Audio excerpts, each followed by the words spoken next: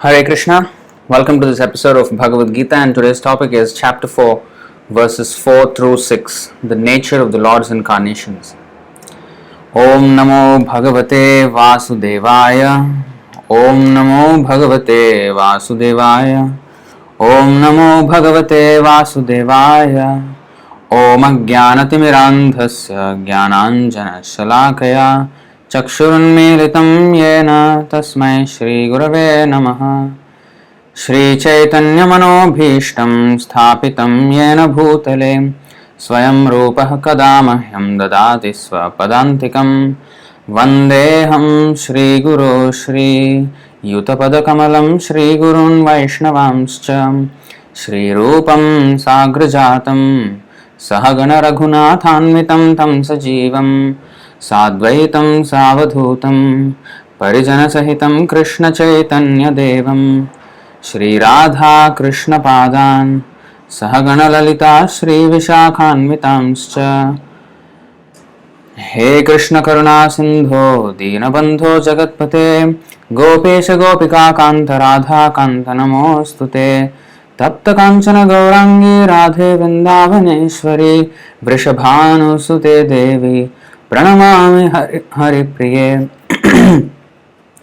Vanchakalpatarubhyascha Kripa Sindhubhya Evacha Patitanam Pavanebhyo Vaishnavebhyo Namo Namaha Namo Om Vishnupadaya Krishna Presthaya Bhutale Srimate Bhaktivedanta Swaminiti Namine Namaste Saraswati Deve Gauravani Pracharine Nirvishesha Sunyavadi Paschatya Deshatarine Jai Shri Krishna Chaitanya Prabhu Nityananda Shri Advaita Gadadhar Shri Vasadi Gaura Bhakta Vrinda Hare Krishna Krishna Krishna Hare Hare Hare Rama Rama Rama Hare Hare. Welcome to this episode of Bhagavad Gita, chapter 4, texts 4 through 6. I'm sorry for the delay, because of which I think you had to change the link. I'm just going to send the new link to the others as well. Just give me a second.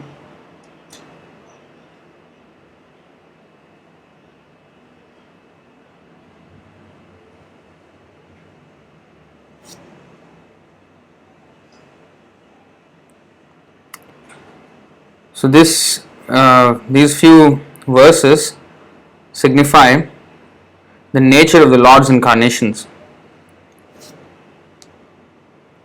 How the Lord incarnates in His different bodies. Just one second.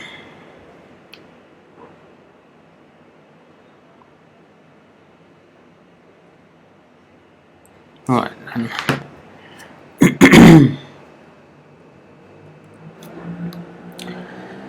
Bhagavad Gita, chapter 4, text 4. We will go through 3 verses today. Chapter 4, text 4, text 5, text 6.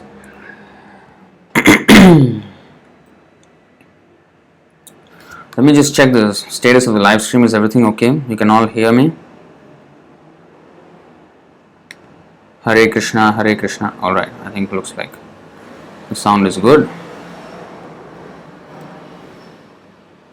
Again, sorry for the delay and the, you have to change the live stream link. Alright, so let's chant word to word. Please repeat after me. Arjuna Uvacha Aparam Bhavatah Janma Param Janma Vivasvatah Katham Etat Vijaniyam Tvam Adau Proktavan Iti. Now let's repeat line by line. Arjuna Uvacha Aparam Bhavato Janma Param Janma Vivasvatah Kathametadvijaniyam Tvamādau proktavaniti. Arjuna uvacha aparam bhavato janma param janma vivasvatah kathametad vijaniyam tvamado proktavaniti. Arjuna uvacha, Arjuna said, aparam, junior, bhavatah, your, janma, birth, param, superior, janma, birth, vivasvatah, of the sun god, whose name is Vivasvan. Katham, how, etat, this, vijaniyam, shall I understand, tvam, you, ādau, in the beginning, proktavan, instructed, iti, thus. Translation and purport by His Divine Grace A.C. Bhaktivedanta Swami Śrīla Prabhupāda ki Jaya. Translation: Arjuna said, the sun god Vivasvan is senior by birth to you. How am I to understand that in the beginning you instructed this science to him? We have looked at this question briefly the other day, I think chapter 4, text 1 or 2. So, this is a very genuine question that Arjuna is asking, that anybody would have the doubt. Just a second.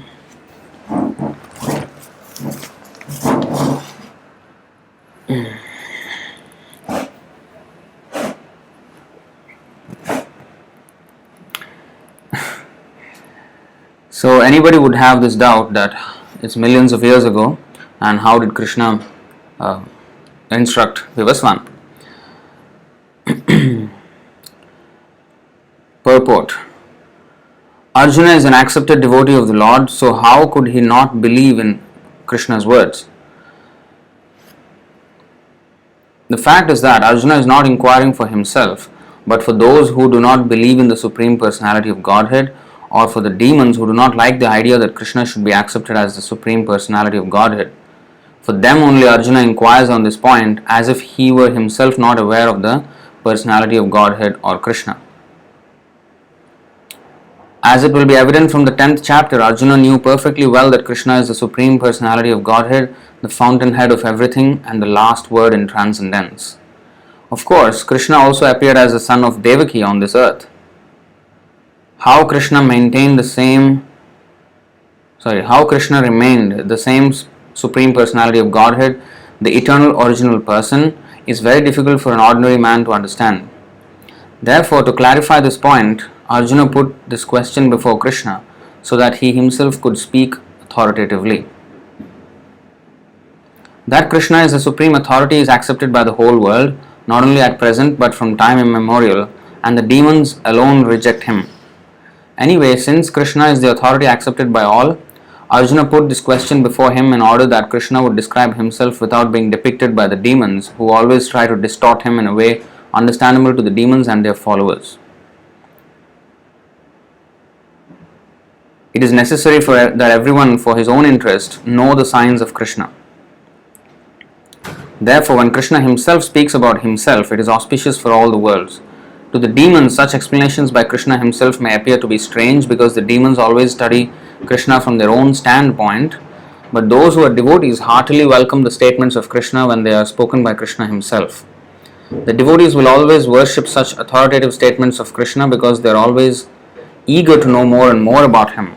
The atheists, who consider Kṛṣṇa an ordinary man, may in this way come to know that Kṛṣṇa is superhuman, that he is Sachidananda Vigraha. Brahma Samhita 5.1, the eternal form of bliss and knowledge, that he is transcendental and that he is above the domination of the modes of material nature and above the influence of time and space. A devotee of Kṛṣṇa like Arjuna is undoubtedly above any misunderstanding of the transcendental position of Kṛṣṇa. Arjuna's putting this question before the Lord is simply an attempt by the devotee to defy the atheistic attitude of persons who consider Kṛṣṇa to be an ordinary human being subject to the modes of material nature. So, we have discussed this briefly the other day. So Arjuna is putting this question for our benefit, basically. especially because the demons would try to describe him in their own distorted ways, just like the Mayavadis. So to quell all that misconception and give the correct description or the correct explanation to those who are sincerely wanting to know about it, he let the Lord himself speak, because he is the final authority on himself. If I want to understand about you, I must ask you, sir or madam, how are you, who are you, where did you come from, who is your parents, all these things, then I can know if you reveal yourself. So even if that is true even for an ordinary person, what to speak of God? If we want to know about him, we have to know from him. So there will be no person better than the Lord who would describe about the Lord. So therefore Arjuna, because the Lord was there, he grabbed the opportunity to let the Lord explain himself. Because this will be otherwise very bewildering. As in the third chapter, Krishna said, Rahasyam hetad uttamam. This secret is only understood to you, Arjuna, because you are my devotee. So now Arjuna wanted, as a Vaishnava, he is thinking, it's not I alone that should know this glory about Krishna. Everyone should know. So it should be clear for everyone. So a Vaishnava is always thinking like that. That he wants to make others also know the signs of Krishna. So therefore, and since Krishna is already there, so best is Krishna speak about himself. That's the best. So he already accepted himself as a disciple. So he let Krishna speak. Just like we had the example of Vidura in the Bhagavatam. Vidura went to Uddhava for instruction, but Uddhava was very junior in age, and talking about advancement in spiritual life, well, Vidura, Maitreya and Uddhava all were pure devotees. But then Uddhava was not very eager to speak immediately. Just because Vidura asked him to become his spiritual master, Uddhava was not eager to become the spiritual master of Vidura. He said, nearby here is Maitreya Muni, therefore you go to him. He is elder to you in age also, and I am very junior. And Krishna personally spoke to Maitreya Muni as well. So you please take instruction from Maitreya Muni. He passed on the thing to the senior, although he was well capable of speaking about the signs of Krishna consciousness. So there is maryada, there is etiquette. When there is a senior person there, you should let him explain. So since here Krishna and Arjuna were there, and of course the senior is Krishna, so he let Krishna speak. He asked the question on behalf of the rest of the world who are not having so much faith. And in the future, and he knew Kali Yuga was going to come, and there will be so many malinterpretations of Bhagavad Gita, and demons will take advantage to explain Krishna in a distorted way, taking advantage of the ignorance of the public, and in this way they will distort the teachings. So comparatively, if one wants to see whose opinion matters, they may say Arjuna is an ordinary person, and this so-called Mayavadi, whoever it is, he also is an ordinary person. So I mean, it's a debatable thing. Arjuna is saying one thing, this Mayavadi saint so-called is saying another thing. But no, now Krishna is saying, Supreme Personality of Godhead himself is saying, no human, mattah parataram nanyat, there is nobody equal to or superior to him. Whatever he speaks, that's it. Nobody, whatever other people may say, if it does not tally with what Krishna says, it just doesn't matter. So that's why it says Shri Bhagavan Vacha in this Bhagavad Gita. So the Bhagavan himself is speaking. So no other statement comes even close to defy the statement of, or deny the statement of Krishna. Krishna's statement is always going to be the fact. So next we go to the 4th chapter 5th verse. Shri Bhagavan Vacha Bahuni me vyatitani janmani tavacharjuna tanyaham veda sarvani natvam vetha parantapa. So Krishna is answering now.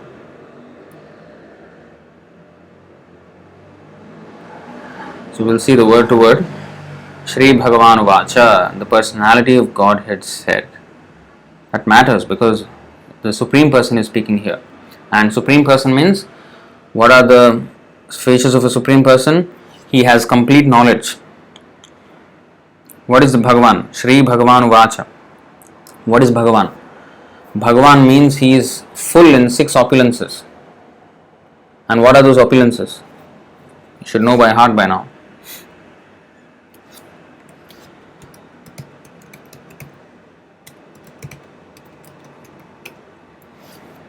In the Vishnu Puran 6.5.47. Aishvaryasya samagrasya viryasya yashashriyah jnana vairagyayoschaiva shannam bhaga itingana.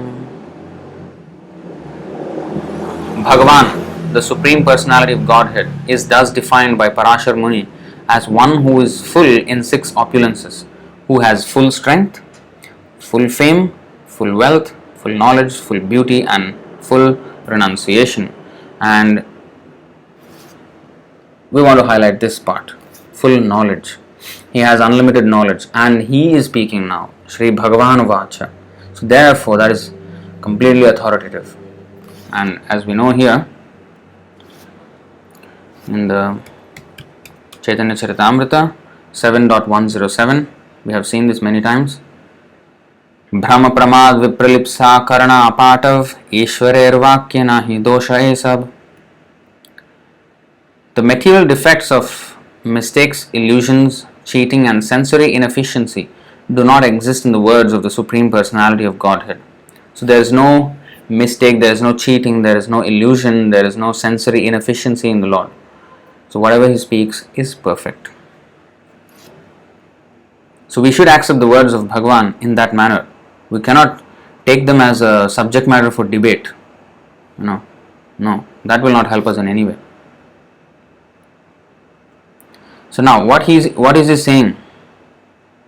Shri Bhagavan Vacha, the Personality of Godhead, said, Bahuni, many, may of mine, Vyatitani have passed, Janmani, births, Tava, of yours, Cha, and also, Arjuna, O Arjuna, Tani, those, Aham, I, Veda, do know, Sarvani, all, Na, not, Tvam, you, Vetha, no, Param Tapa, O subduer of the enemy. Translation and purport by His Divine Grace A.C. Bhaktivedanta Swami Śrīla Prabhupāda ki Jaya. Translation. The Personality of Godhead said, Many, many births both you and I have passed. I can remember all of them, but you cannot, O subduer of the enemy.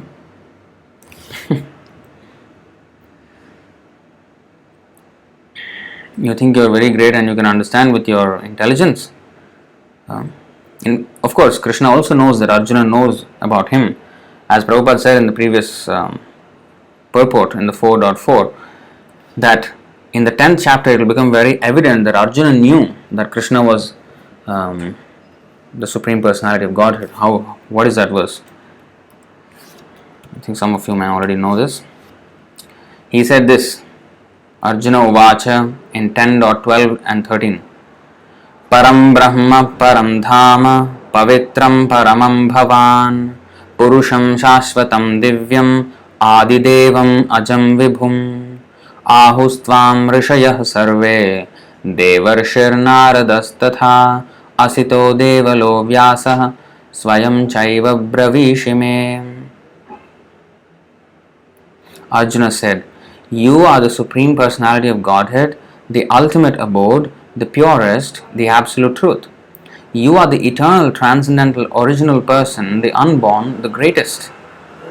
Now, people may say, Arjuna is just flattering because he is his friend. He will say anything he wants. No. All the great sages such as Narada, Asita, Devala and Vyasa confirm this truth about you. And now you yourself are declaring it to me. Those who don't have such an intimate connection with you, seemingly, of course they are all devotees, but not like in a friendship, they are not closely associated with Kṛṣṇa. So, and they are accepted as authorities in the whole universe, and they also are proclaiming this truth about you, and now you yourself are declaring it to me. So it is all matching, it is consistent with the opinion of you and with the opinion of the great sages. So I am accepting that opinion. That is how to always present our philosophy. We should always quote from the authorities, the Shastra, Sadhu, Guru. This is how we have to quote. So Arjuna is also using that. So here Arjuna is revealing his actual nature as a devotee. He completely knew that Kṛṣṇa is the Supreme Personality of Godhead. So his questions earlier in the 4th chapter should be understood to be for the benefit of everybody else, so that Kṛṣṇa would speak. He was inducing Kṛṣṇa to speak. In fact, Kṛṣṇa induced Arjuna to ask questions so that he himself would speak, basically. Because Arjuna could not have been in confusion. He is a pure devotee. He could not have been in this confusion of family affection and, should I fight, should I not fight. When Kṛṣṇa asks him to do something, he is not, he will not have a doubt to do it. So Arjuna would easily do it. Kṛṣṇa Surya Sama, and when Kṛṣṇa is there, how can he be in illusion? But to show us the mercy that if Arjuna is seemingly bewildered and he would ask questions and Kṛṣṇa would answer, and that would be recorded for the entire future, and everybody can take advantage from that. So Kṛṣṇa induced Arjuna to induce him to speak. So basically Kṛṣṇa wanted to speak, so he made this drama. So and Arjuna, being a devotee, he completely is cooperating with Kṛṣṇa. Kṛṣṇa, you wanted me to act like a bewildered fool, I will act like the perfectly bewildered fool. That is how the devotees cooperate in the best possible way. Just like Jaya and Vijay, when they fell down and they had to become demons, they played the part perfectly. No one would ever think that they were devotees at any time. So they played the part perfectly. So that's how the devotees relate with the Lord. Whichever way the Lord wants them to do, they will do. Even if that means becoming a demon, they will do. Even if in the future, people will criticize Arjuna for being or for killing his own family members, it doesn't matter. Whatever is correct, he will do. He doesn't care for the worldly opinion or what people will think if I kill family members. No. In fact, that was initially the question by Arjuna. But Kṛṣṇa answered everything. Because that's the questions people will have when they want to surrender to Kṛṣṇa. These are the questions, this is the journey in the mind that a person would go through when he is going to surrender to Kṛṣṇa. All these questions, like how to deal with this, how to deal with that, and how to understand this, how to understand that, until finally Kṛṣṇa came to the point of surrender, complete surrender to the Supreme Personality of Godhead. That's the essence of surrender. So completely leave aside everything else and then surrender to Kṛṣṇa. But because one does not start at that point, so the Bhagavad Gita is there to take us through that journey from confusion to complete conviction.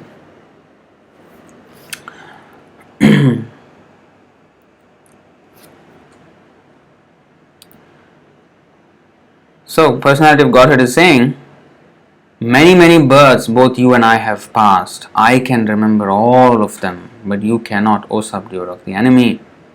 So, you may be a great subduer of the enemy, but you can't match me. People may, praise you to be a very great archer, very great fighter, a subduer of the enemies, very intelligent man, but you can't match anywhere close to my intelligence or my memory or anything like that. So you cannot remember, but I can remember. So in other words, of course he knew Arjuna was a devotee, but in the future people will think, he is the like subduer of the animal. Sometimes people debate and they think they are very great debaters, and they will go around and defeating people around. That's why Sarvabhauma Bhattacharya got his name Sarvabhauma, because he defeated everybody else on the surface of the earth. Nobody could match him in his scholarship. So even if one is a great scholar like that, here of course Parantapa is subduer of the enemy as a Kshatriya, but even if you take it in the Brahmana sense, that he is such a great scholar and then he can defeat anybody in debate, but still, even if he is so intelligent, you cannot remember. I can remember. I can remember all the past lives that I have taken, but you cannot, Arjuna. So he is putting this point that don't try to understand my intelligence with your intelligence. Your intelligence is so tiny and puny, so don't even try to wrap around wrap your head around my intelligence or my memory. So stay where you are, don't challenge my position. In a submissive way, you inquire. That is the proper attitude. So Krishna is teaching us, not really Arjuna. Through Arjuna he is teaching us. As there is a Bengali proverb that Prabhupada used to say, I don't know the Bengali of it, but he used to say the English translation, that if the mother-in-law wants to teach the daughter-in-law, the newly, bride and bride. Suppose her son has just newly married, and then the daughter-in-law who just enters the house, so she would need to know the customs of the house of her husband. So the mother-in-law, that means the husband's mother, she will teach the daughter-in-law by telling the daughter what to do in front of the daughter-in-law. So that when the daughter-in-law sees what the mother-in-law says to her daughter, that means her husband's sister, then she knows, okay, this is their custom, okay, fine. So to teach the daughter-in-law, she will tell the daughter. Of course, now maybe it's the reverse. Then maybe they want to play some politics, and they want to teach something to the daughter, or they want to, I don't know, there's so many ways they will do. So many politics go on between mother-in-law and daughter-in-law. But I think there are huge business of this, because in the serials, Indian serials, they take advantage of this. What is that? When I was small, there was this serial called Tu Tu Me Me. It's like, you and me, and we will never agree to each other. So mother-in-law and daughter-in-law usually are caught up in this kind of politics. But anyway, the proverb is like that if one wants to teach her daughter-in-law, she will tell the daughter what to do, and that when the daughter-in-law sees that, then she will automatically know. So she doesn't want to immediately attack the daughter-in-law. So like that. So similarly, Krishna is teaching us by telling Arjuna what to do. See that? So even his chastisement for Arjuna, like he said, oh, you're pragyavadamscha bhashase, you're talking like a big intelligent man, but you're a fool. But that's not again meant for Arjuna, because Arjuna will never be a fool being with Krishna, but teaching us. So he's calling us fools by calling Arjuna a fool. So we should understand these nuances, intricacies of Krishna's dealings, and we can only know of them through a pure devotee like Śrīla Prabhupada. If Prabhupada did not explain, we wouldn't even know this.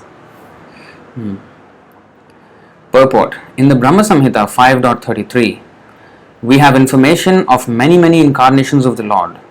It is stated there, Advaitam achyutam anadim anantarupam madhyam purana purusham navayauvanam cha vedeshu durlabham adurlabham atma bhaktau govindamadi purusham tamaham bhajami.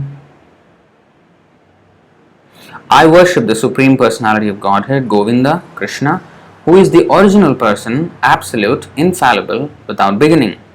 Although expanded into unlimited forms, he is still the same original, the oldest, and the person always appearing as a fresh youth.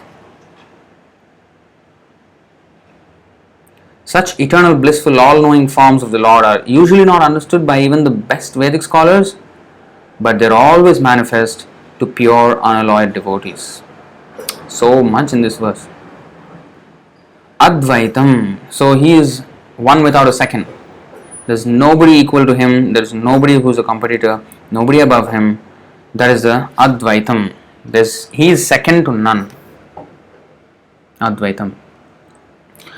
And he is Achyutam. He doesn't fall. Achyutam means to one who is fallible, who can fall down from his position. The Lord will never fall down. The Lord never rose to his position, and the Lord will never fall down from his position. He is always the same. Only because of the influence of Maya do we fall down. But the Lord, there's no power above him that can control him. Of course, he allows himself to be under the control of the devotees, but that's out of love, but not out of compulsion, not out of force of like a you know that when they whip the horse, and the horse runs. So he doesn't work like that. He works out of love. When somebody serves him with love, then he voluntarily comes under control. Out of his own sweet will, he will come under the control of the devotee. Not that there is any power beyond him that can force him to be coming under control. No.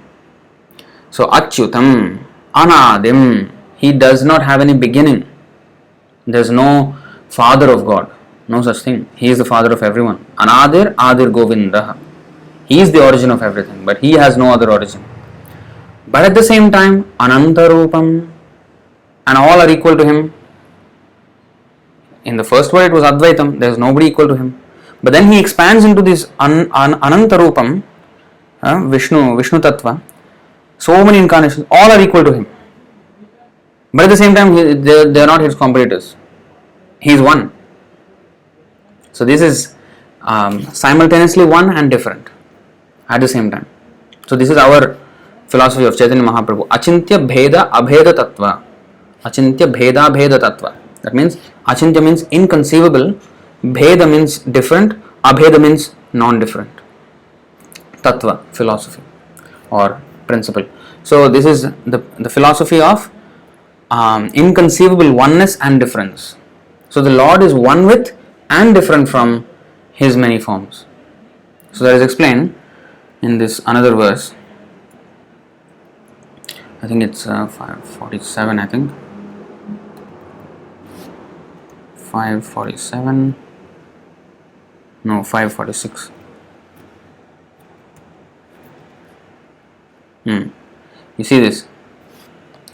दीपार्चिरेव हि दशान्तरमभ्युपेत्य दीपायते विवृतहेतु समानधर्मा यस्तादृगेव हि च विष्णुतया विभाति गोविन्दमादिपुरुषं तमहं भजामि. The light of one candle being communicated to other candles, although it burns separately in them, is the same in its quality. I adore the primeval Lord Govinda who exhibits himself equally in the same mobile manner in his various manifestations.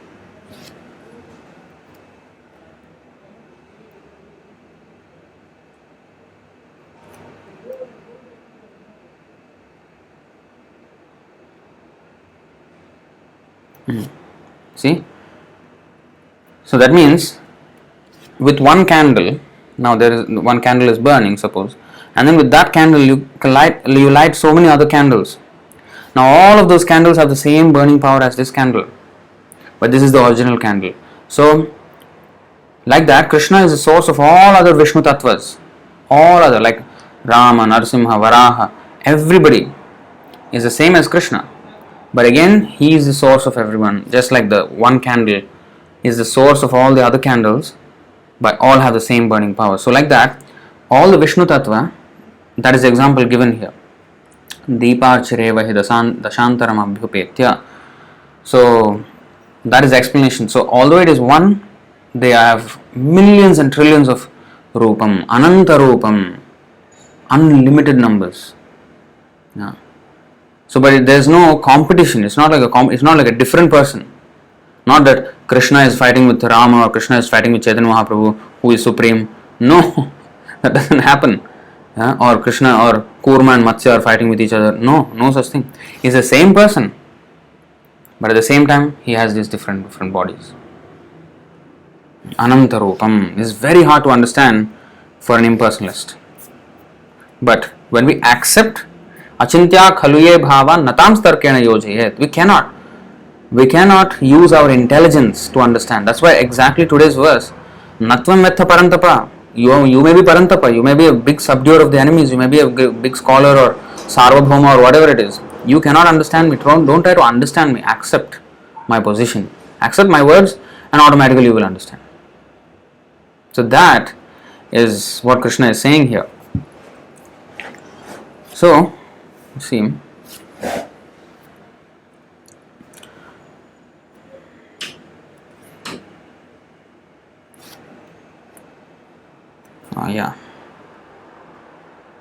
See, that was Bhaktisiddhanta Saraswati Thakur's translation of this verse, and here is Prabhupada explaining the same thing. the Lord expands himself as the flames of a fire expand one after another. Although the original flame or Sri Krishna is accepted as Govinda, the Supreme Person, all other expansions such as Rama, Narsimha and Varaha are as potent as the original Lord. All such expanded forms are transcendental. Like even when Krishna was around, there was Parshuram, which is another incarnation of Dashavatar. And then even when Lord Ram was around, there was Parshuram. And seemingly there was a competition between Ram and Parshuram. But there was no, although Ram proved his supreme nature, but still, you see, there is no disagreement between them. All such expanded forms are transcendental. In the beginning of Srimad Bhagavatam, it is made clear that the supreme truth is eternally uncontaminated by material touch. So anyway, this is going into another explanation. We'll go back. So Advaitam Achyutam Anadim Anantarupam Adyam. He is the origin of everything. Purana Purusham. He is a very old person. He is the beginning of everybody else. Adi Purusham.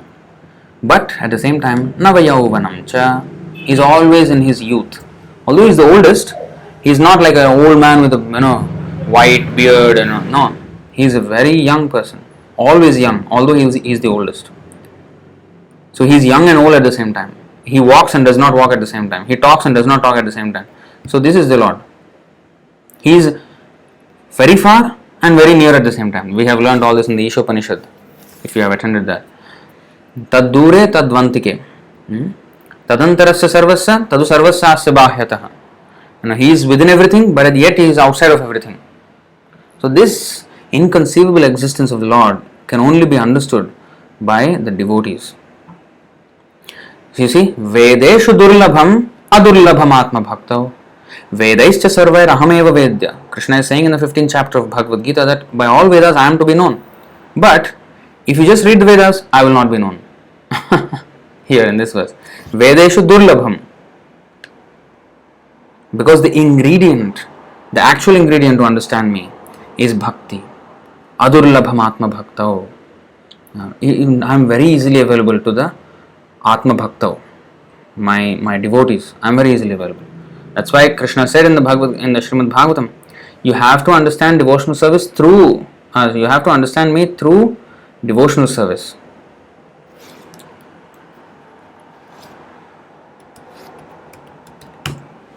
2.9.31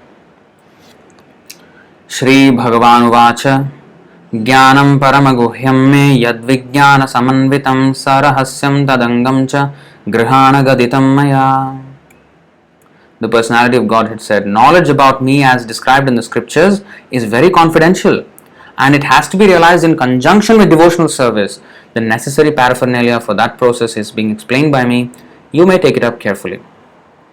So we can only understand the knowledge of the scriptures, which is very confidential by the way, only through conjunction with devotional service. Otherwise, no.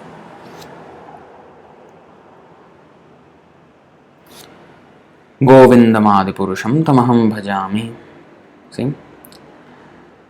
I worship the Supreme Personality of Godhead, Govinda, who is the original person, absolute, infallible, without beginning. Although expanded into unlimited forms, he is still the same, original, the oldest, and the person always appearing as a fresh youth.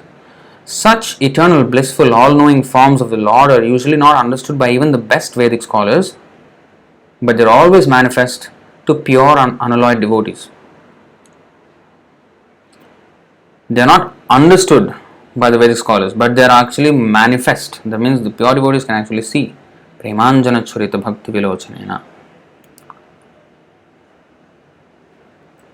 It is also stated in Brahma Samhita 5.39, Ramadimurtishu kala niyamena tishthan nanavataram akarod bhuvaneshu kintu Krishna swayam samabhavat paramah pumanyo govindamadi purusham tamaham bhajami. I worship the Supreme Personality of Godhead, Govinda, Krishna, who is always situated in various incarnations such as Rama, Narsimha and many sub-incarnations as well, but who is the original personality of Godhead known as Krishna and who incarnates personally also. in the Vedas also it is said that the Lord, although one without a second, which is Advaitam, manifests himself in innumerable forms. He is like the Vaidurya stone which changes color yet still remains one. Is a good example. Vaidurya stone. One second.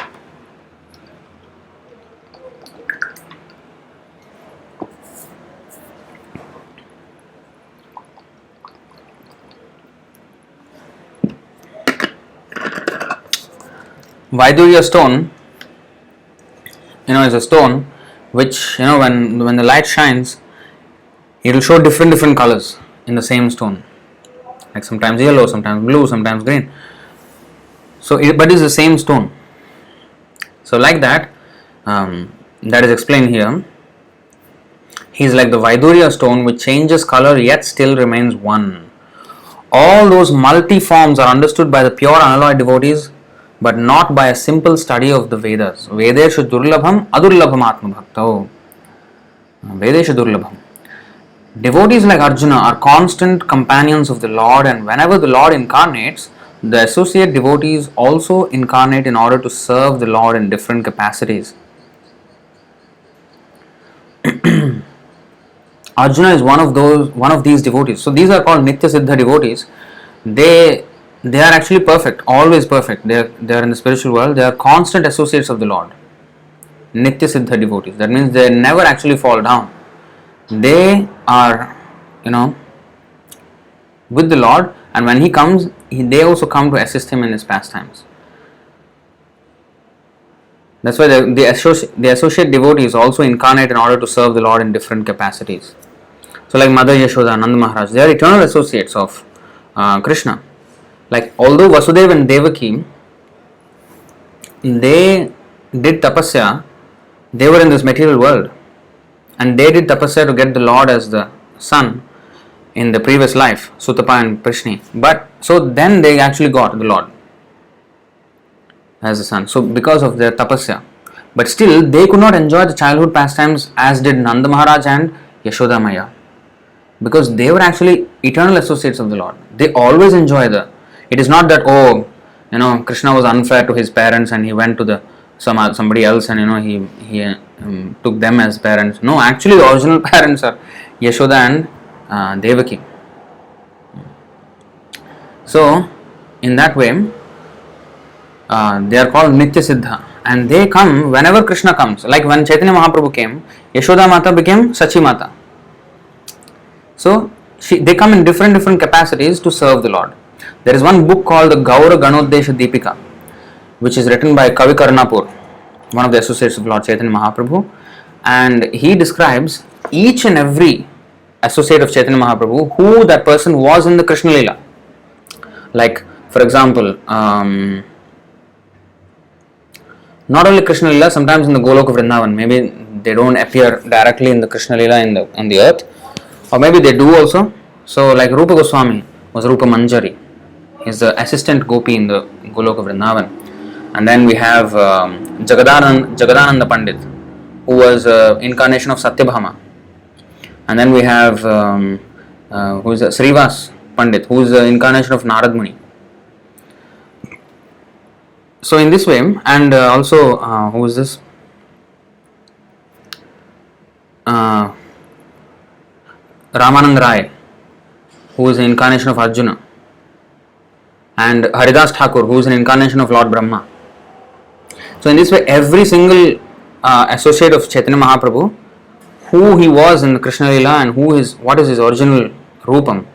So that is explained by Kavi Karnapur, and that book is called Gaura Ganodesha Deepika. If you read Chaitanya Charitamrita, every time there is a character that is described in that story, then in the purport you will see in the Gaura Ganodesha Deepika, so and so verse, this person is described as actually that person. So like that, like so many, every single, even for example Jaya and Madhai. Jaya and Madhai are actually Jaya and Vijay. They had to take 3 births. They took birth as Hiranyakashipu, Hiranyaksha, then Ravana and Kumbhakarna, Shishupala and Dantavakra. They suppose finished, their thing is finished. They had to go back to Vaikuntha, right? But no, there is another guest appearance, special bonus appearance. This time Jaya and Madhai. So Madhai hurt Nityananda Prabhu. he was bleeding, and then Chaitanya Mahaprabhu wanted to kill them, but then Nityananda Prabhu begged him, no, please don't kill them, you have vowed not to take any weapons, so please show your mercy, and that way you will be known as Patit Pavan, because these are the most Patita or most fallen people. By delivering them, you will be glorified as Patit Pavan, and they have already, you see, they have become very humble. So in that way, Chaitanya Mahaprabhu was, his anger was calmed down, and then he accepted them, and this time made Jaya and Madhava devotees, pure devotees. So like that, and even Kamsa, he incarnated as Chandkazi, so who actually went against the Sankirtan movement. He broke the Mridanga, and then after that he became a great devotee later on. In fact, even when you go to Jagannath Puri, you also must visit the Chandkazi Samadhi, which is under that tree, very nice, that place. We have been there. I think some of you have also been there. So like that, all the associates, they every time Krishna comes, they come in different capacities, like Nara Narayan, these two sages. So Nara is actually Arjuna, and Narayan is Krishna. Nara Narayan, Arjuna and Krishna. So again, they are together in that incarnation. So like that, every time they are constant companions of Krishna in his different avatars. So devotees like Arjuna are constant companions of the Lord, and whenever the Lord incarnates, the associate devotees also incarnate in order to serve the Lord in different capacities. Arjuna is one of these devotees, and in this verse it is understood that some millions of years ago, when Lord Krishna spoke the Bhagavad Gita to the sun god Vivaswan, Arjuna in a different capacity was also present. But the difference between the Lord and Arjuna is that the Lord remembered the incident, whereas Arjuna could not remember. That is the difference between the part and parcel living entity and the Supreme Lord. Another example I will give you, Bhishma Dev. Bhishma Dev, when did he come? 5,000 years ago, 5,100 years ago, 200 years ago, at the time of Mahabharata, right? That was just 5,000 years ago. When did Ajamil incident happen? Ajamil, way back in the Satya Yuga. Now, you see this.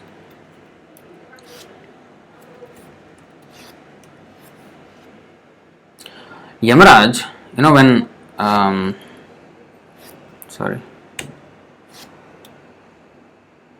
So when Yamaraj the Yamadutas went to capture Ajamil, and they could not because Vishnudutta stopped them.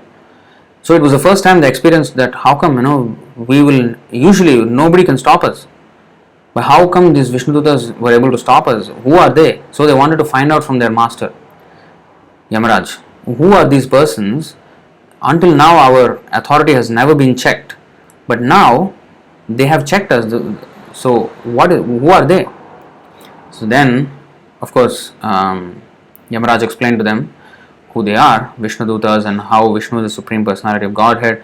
And he told them also what are the real religious principles and whom you should actually bring to me. If somebody has chanted the holy name, you cannot bring that person to me. So then he said, this thing only very few people know, and those are called Mahajans, Mahatmas. And he named 12 of them. Now, this is the 12. Swayambhur Naradah Shambhu Kumarah Kapilo Manu Prahlado Janako Bhishmo Balirvayasa Kirvayam. Now, Swayambhu means Lord Brahma, Narada means Narada, Shambhu means Lord Shiva, Kumara means the Chatur Kumara, especially Sanat Kumara of the four, all of them together. Kapila Dev, who is incarnation of Krishna, son of Devahuti. Next, Manu, Swayambhuva Manu, actually referring to Swayambhuva Manu. Prahlada, Janaka Maharaj, who happened to be in the Treta Yuga, father of Sita, but this happened in Satya Yuga.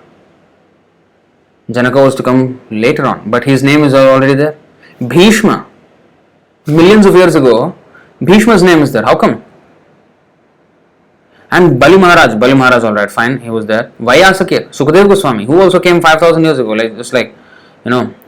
he was 16 years old when he spoke the Bhagavatam to Parikshit Maharaj. He was just 16 years old, just came out of the womb of his mother. He was there for 16 years in the womb of his mother, and then he came out. So, and Vayam means of course Yamaraj. So these personalities who would come in the future is already mentioned here. How come? because they are eternal associates, and whenever the Lord comes, they also come. So Bhishmadev also came previously when Kṛṣṇa came. Bhishmadev also came. Like every day of Brahma, Kṛṣṇa comes, and all his eternal associates also will come. And Ramachandra also came many times. So then Janaka Maharaj also comes. So like that, they have eternal roles in these pastimes of the Lord.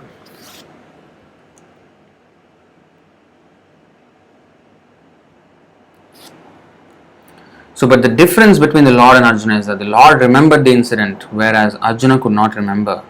That is the difference between the part and parcel living entity and the Supreme Lord. Although Arjuna is addressed herein as the mighty hero who could subdue the enemies, he is unable to recall what had happened in his various past births. Therefore, a living entity, however great he may be in the material estimation, can never equal the Supreme Lord. Anyone who is a constant companion of the Lord is certainly a liberated person, but he cannot be equal to the Lord. So, liberation does not mean becoming Godhead. The Lord is always liberated, and when the devotee is liberated, his liberation is not equal to the Lord's liberation. The Lord he never comes under the contact of material. So the word liberation means to come out of the contact or the control of Maya. That doesn't even exist for the Lord. Because he doesn't come out of the control of the Maya, he is always beyond Maya. Mayadhyakshena prakriti. In fact, the Maya is under his control. So the liberation means to free oneself from the control. But that doesn't happen to the Lord. He is always in the liberated condition. So the liberation doesn't happen for the Lord.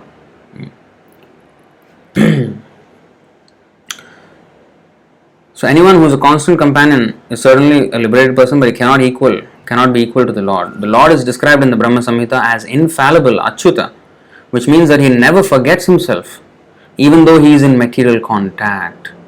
Therefore, the Lord and the living entity can never be equal in all respects, even if the living entity is as liberated as Arjuna. Because the Mayavadis say like this, that when you become liberated, you become Narayana. Om Namo Narayanaya. When they see each other, they say Om Namo Narayanaya. They are not offering the respects to Narayan. They think that this person is now Narayan because he has taken sannyas. They think sannyas means liberated, that's it. And then now he is Narayan. So Om Namo Narayanaya, they say. So they accept that person as Narayan. That is completely wrong. So they can never become the Lord at any time. If they were Lord, why they forgot first of all, why they were in illusion and why they got liberated now? No, he is Achyuta. Achyuta means he never becomes conditioned in the first place. Why his name is Achyuta? So they can never be equal to the Lord. Therefore, the Lord and the living entity can never be equal in all respects, even if the living entity is as liberated as Arjuna. Although Arjuna is a devotee of the Lord, he sometimes forgets the nature of the Lord, but by the divine grace, a devotee can at once understand the infallible condition of the Lord, whereas a non-devotee or a demon cannot understand this transcendental nature. Consequently, these descriptions in the Gita cannot be understood by demonic brains. And even if, like here it is said, that a devotee sometimes forgets the nature of the Lord. Now, why would a devotee forget the nature of the Lord? It is to facilitate in the pastimes. Like Yashoda Maya. She forgets the fact that Kṛṣṇa is the Supreme Personality of Godhead. When she asked Kṛṣṇa to open her mouth, hey, have you eaten dirt? So actually Kṛṣṇa did not just eat a little bit dirt.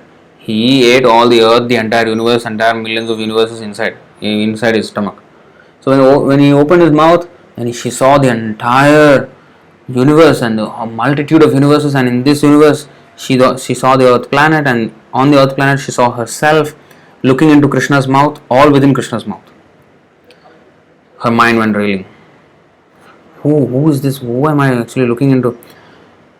Again Kṛṣṇa covered her memory, and she forgot that Kṛṣṇa is the Supreme Personality. Again she accepted him as her own child. So for that, to facilitate the Lord's pastimes, they sometimes forget. Of course, if we misuse our independence, then we forget and we are sent to this material world like what we are. We came into this material world because we misused our independence. But perfect devotees of the Lord, they don't misuse the independence at any time. So, but why do they forget? To facilitate in the Lord's pastimes. So, but by the divine grace, a devotee can at once understand the infallible condition of the Lord, whereas a non-devotee or a demon cannot understand this transcendental nature. Consequently, these descriptions in the Gita cannot be understood by demonic brains. Krishna remembered acts which were performed by him millions of years before, but Arjuna could not, despite the fact that both Krishna and Arjuna are eternal in nature. So, Nityo Nityanam, we are eternal, the Lord is eternal, but He is eternal.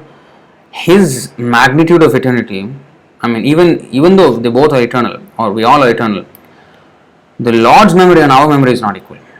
So, there is a quantitative difference. Although qualitatively we are one, quantitatively there is a huge difference. We may also note here that a living entity forgets everything due to his change of body, but the Lord remembers because He does not change His Satchidananda body. He is Advaita, which means that there is no distinction between His body and Himself. Everything in relation to Him is spirit, whereas the conditioned soul is different from his material body. But the Lord is not different from His body. So this is the difference.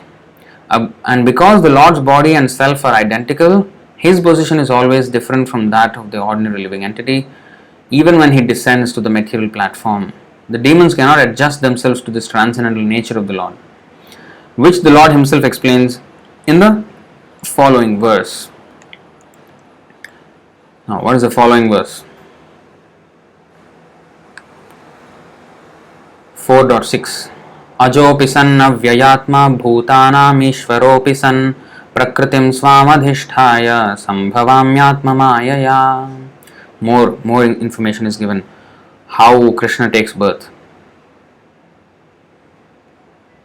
Ajaha, unborn, api, although, san, being so, avyaya, without deterioration, atma, body, bhutanam, of all those who are born, Ishvaraha, the Supreme Lord, api, although, san, being so, prakritim, in the transcendental form, swam, of myself, adhishthaya, being so situated, sambhavami, I do incarnate, atma mayaya, by my internal energy. Translation and purport by His Divine Grace A.C. Bhaktivedanta Swami Śrīla Prabhupāda ki Jaya. Translation: although I am unborn and my transcendental body never deteriorates, and although I am the Lord of all living entities, by my internal energy I still appear in every millennium in my original transcendental form. Avyayatma, his body is, his body doesn't deteriorate like us. He is unborn, but still he takes birth. Again, this is another contradiction. He is Aja and at the same time he takes birth. So that's again by his own will. And the important thing is Atma Maya, by his own internal potency. Whereas we took birth because of external potency, the Maya, Mahamaya. But he is incarnating because of Yoga Maya's intervention. And sometimes even pure devotees are sent to this world under the action of Yoga Maya, seemingly appearing as Mahamaya's action. So these are Daiva Rahasyas, these are secrets which cannot be understood by non-devotees. Purport: the Lord has spoken about the peculiarity of His birth. Although He may appear like an ordinary person, He remembers everything of His many past births, whereas a common man cannot remember what he has done even a few hours before. If someone is asked what he did exactly at the same time one day earlier, it would be very difficult for a common man to answer immediately. He would surely have to dredge his memory to recall what he was doing exactly at the same time one day before. And yet, men often dare claim to be God or Krishna. One should not be misled by such meaningless claims. Then again, the Lord explains His Prakriti or His form. Prakriti means nature as well as Swarupa or one's own form. The Lord says that He appears in His own body. He does not change His body. Like, this is what happens to our body, right? 2.13. There is constant change, in fact. Dehinosmin yatha dehe kaumaram yauvanam jara tatha dehantara praptir dhirastattra namuhyati. As the embodied soul continually passes in this body from boyhood to youth to old age, the soul similarly passes into another body at death. A sober person is not bewildered by such a change. See, there is always a change, but the sober person, he understands, okay, this is not me, this is the body. So he understands. But anyway, the change is happening constantly, and the same change is continuing to the next body. When this body is so-called finished, and the next body starts. But that is always happening at every moment. Like what was 5 minutes ago, that was a different body that I had. Now I have a different body. So that body is finished, and now this body is there. And as we are speaking, the body is changing. And it's changing so imperceptibly that we don't even see the difference. But if we see after 5 years, if we see after 20 years, after 50 years, we see a whole big difference in the body. So that is going on at every time. And the same change is continuing to the next body. Completely change the body. So, but this does not happen, this deterioration, this change. Deterioration means change. So this change or deterioration does not happen for the Lord. So when he is taking another birth, his birth is not the same as us. That's why it is, Krishna says, avajananti mam mudha manushim tanumashritam param bhavam ajananto mama bhuta maheshwaram. Fools deride me when I descend in the human form. They do not know my transcendental nature as the supreme Lord of all that be. 9.11 of Bhagavad Gita.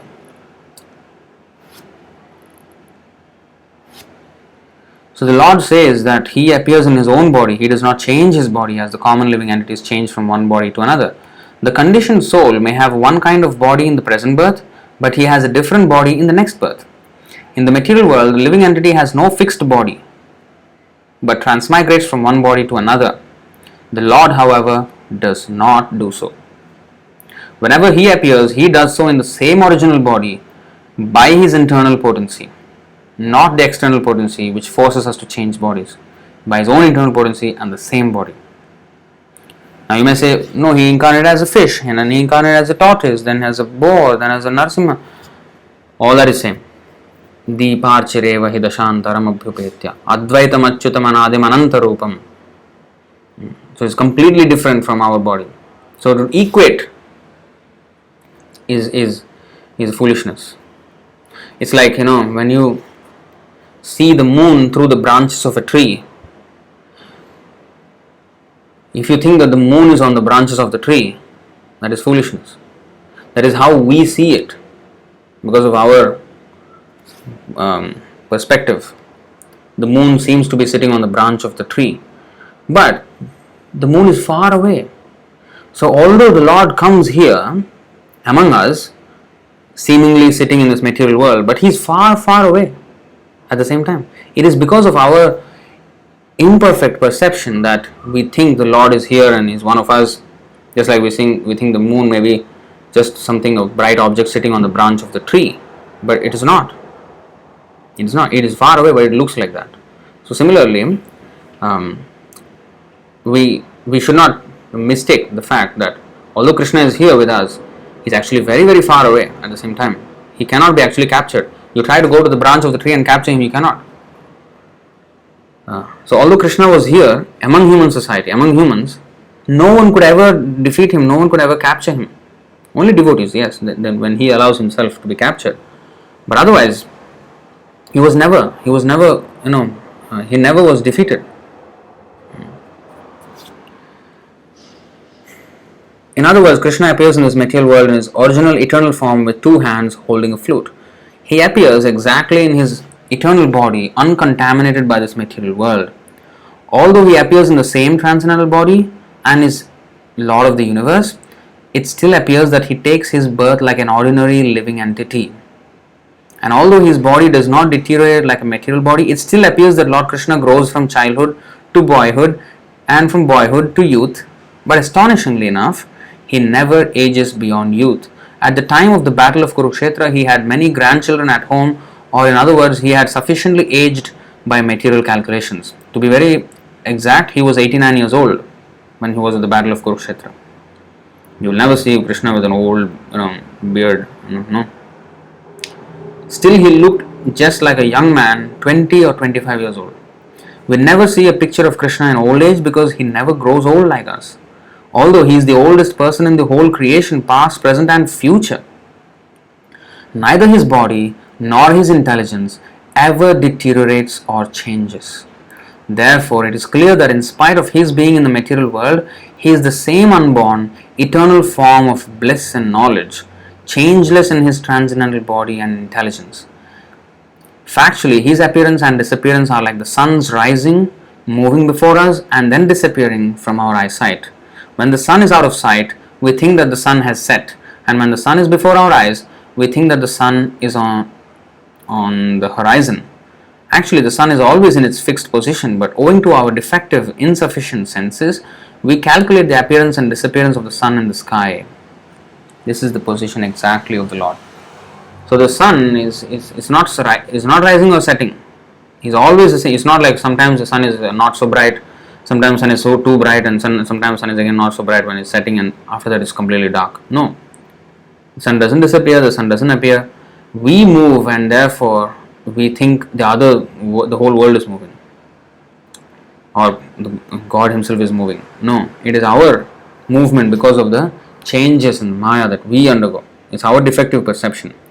So these defective perceptions do not occur in the sayings of Krishna and the authoritative sages, and therefore their authority, their words carry so much authority, and we have to listen to them. This is why we have to listen. We don't have equal right to speak about the signs of the Lord as the sages do or Krishna himself does. We don't have, because we are not in the same position. There has to be qualification to speak about a subject. If I want to speak about finances, I have to be qualified in finances. I mean, I have to have some degree, I have to know how finances work and everything. If I don't know anything, then how can I speak? Like that. So similarly, but people think just because they are good at finance or good at some politics or good at some acting or good at some sports, they think they can start speaking on Bhagavad Gita. Oh, they have realized something, they have realized, they are all realized Mahatmas. No. Politicians or sports persons, they are nowhere close to understanding. They have to come to the point of becoming a devotee, like Arjuna. It is not that because he was a Parantapa he can understand. No, Krishna said, although you are Parantapa, you cannot understand. Because you are my Bhaktusme Sakhachete Rahasyam Hetaduttamam, you will understand because you are my devotee. That is the real qualification.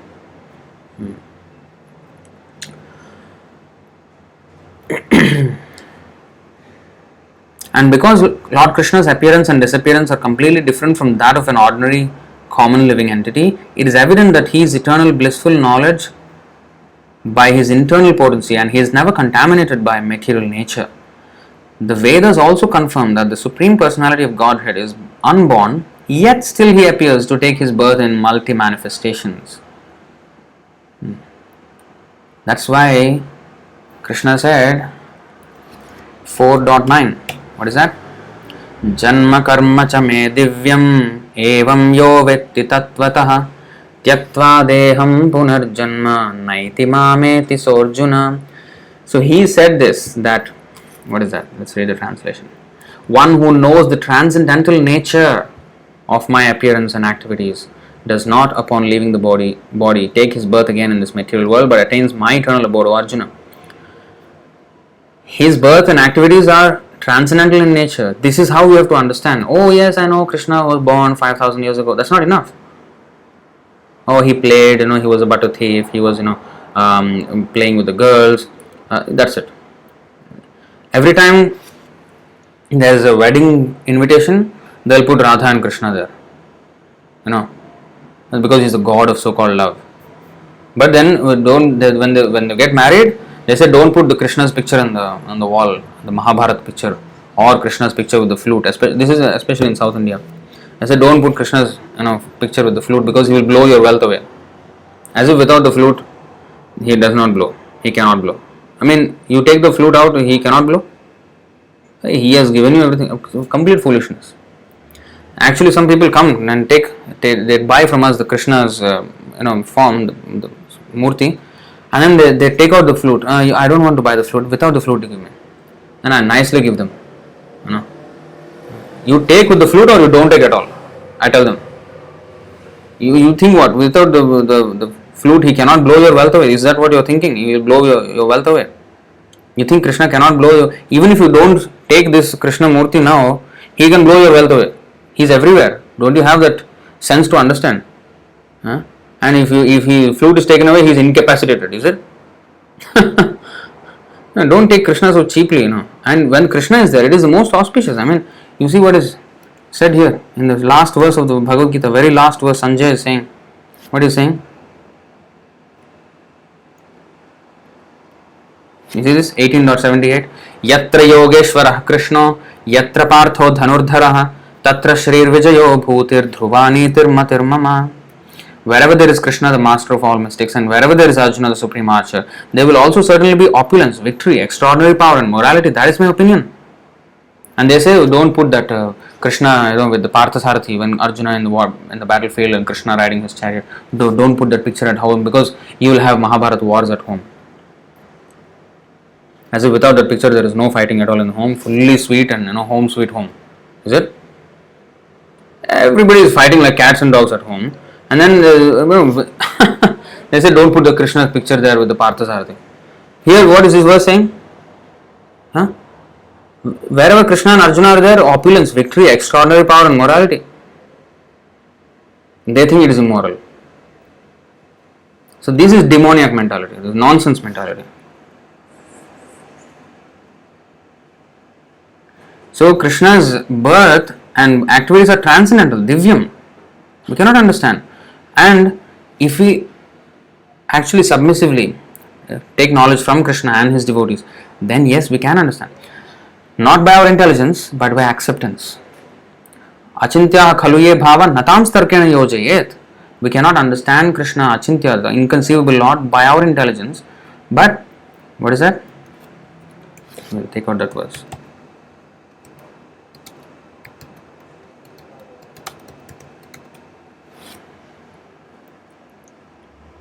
This is from Mahabharata, Bhishma Parva.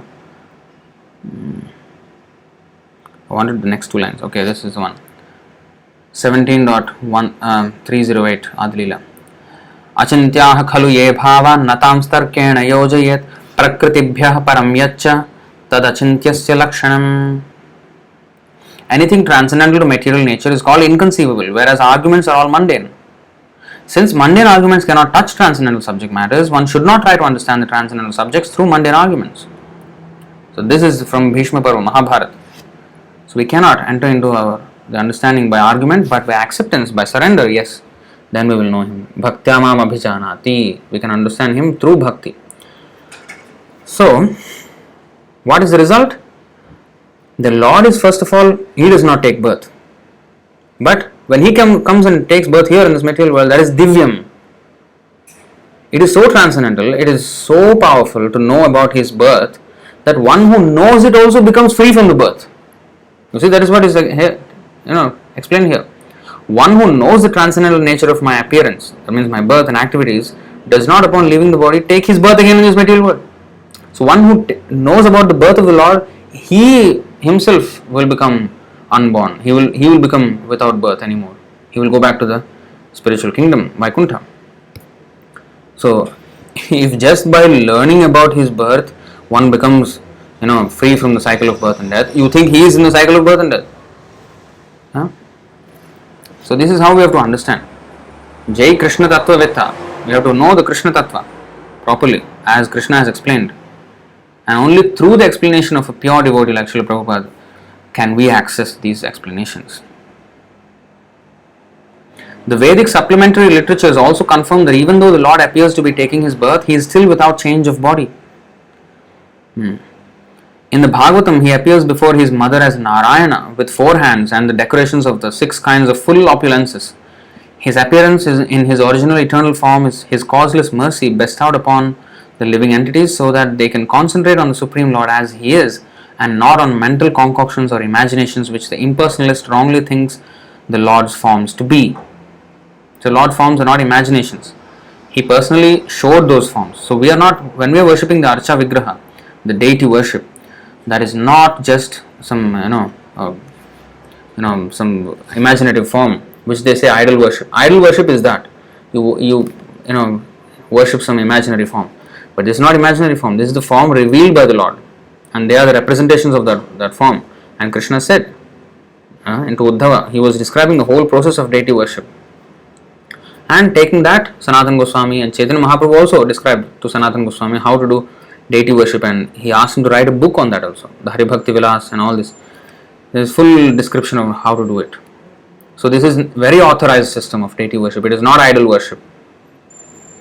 So this so-called the caste system, the idol worship, they abolished. Some so-called reformers of society, Dayanand Saraswati and stuff, they try to abolish the system because it was abused or misused. When something is faulty, the whole solution is not to remove it. Like caste system, it was misused, it was abused, but the solution is not to remove it and make a classless society, abolish the caste system or abolish the idol worship, so-called. That is not the answer. When there is a defect in the eye, when there is a cataract on the eye, the solution is not to remove the eye. The solution is to remove the cataract so that the eye can see properly again. To correct the mistake, to rectify the mistake. Oh, eye has problem? Okay, I'll take your eye off. Then you will have no more eye problems, because you will have no more eyes. That is, what kind of solution is that? That's rubbish nonsense. So this abolition of these things is not correct. You rectify the rectify the problem that is actually the correct action. And that's what Śrīla Prabhupāda offered. He said that caste system on birthright is wrong. Caste system by merit, that is right. And that's exactly what people are looking for. Employment by merit. They are pushing for that.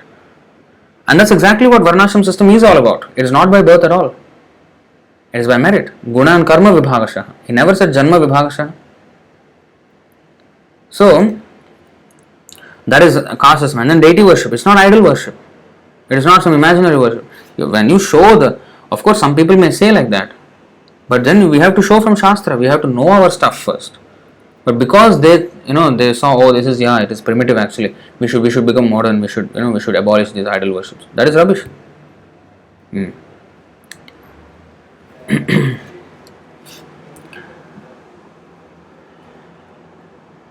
The word Maya or Atma Maya refers to the Lord's causeless mercy according to the Vishwakosha dictionary. So Maya has also many meanings: illusion, energy, trick, or here mercy is also called as Maya. So according to Vishwakosha dictionary, the Atma Maya refers to the Lord's causeless mercy. The Lord is conscious of all of his previous appearances and disappearances, but a common living entity forgets everything about his past body as soon as he gets another body. He is the Lord of all living entities because he performs wonderful and superhuman activities while he is on this earth. Therefore, the Lord is always the same absolute truth and is without differentiation between his form and self, or between his quality and body. A question may now be raised as to why the Lord appears and disappears in this material world. This is explained in the next verse. So in these 3 verses we have seen how the Lord appears. Now next 2 verses we will learn why the Lord appears, and that is tomorrow's subject. So that is the end of our session as of today. Now we will take any questions that are there, and please be informed that tomorrow is the AMA session. So actually we will not be having this 4.7 and 8 tomorrow. It is on Tuesday. So tomorrow we will have the AMA. Tomorrow is AMAM. Ask me anything Mondays. So because sometimes you all have so many questions that you want to ask, because you will not have any opportunity to ask otherwise, and you usually end up asking in the class, but sometimes the topics of the class don't match to your questions, but then you have those questions with you. So that's why we have decided to start this AMA Mondays. So after this class, soon I will create the link, and you can actually put the questions in. You can go to that link. I will share the link even in tonight and also tomorrow morning again, and you can go there in the link and post your comments, your questions as comments, because when we start the live stream, the questions are already there by then. So I can start off with those questions, so I don't have to wait tomorrow. Alright, so first question by Krishna Smaranam Prabhu. In the Bhagavad Gita, it is not proper to offer a verbal fight to one's superior. Please explain.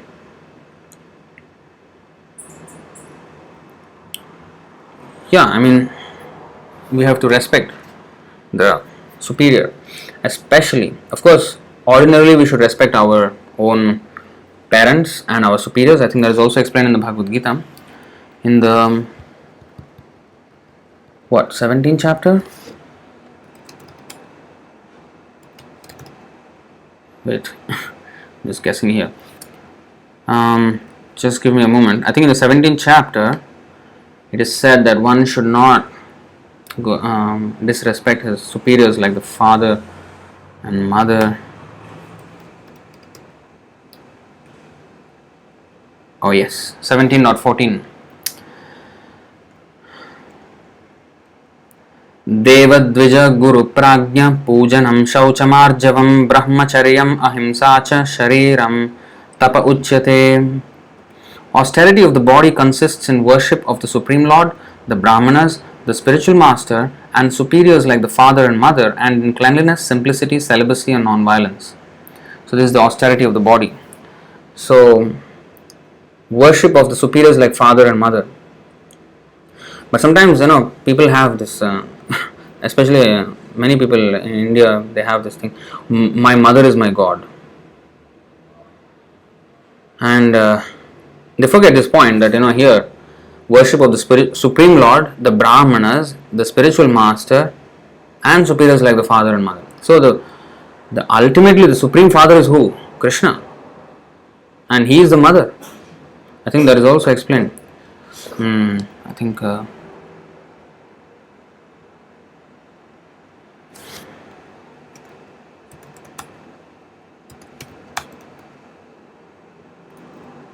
think it's what was. No, not like this. I'm just searching Pitamaha and Mata Pita. Actually, Pitahamasya Jagato, I think. 9.19 if I'm not wrong. Yeah. This is 9.17, yeah. Pitahamasya Jagato Mata Dhata Pitamaha Vedyam Pavitram Omkara Riksama Yajurevacha. I am the father of this universe, the mother, the support, and the grandsire. I am the object of knowledge, the purifier, and the syllable Om. I am also the Rig, the Sama, and the Yajurvedas.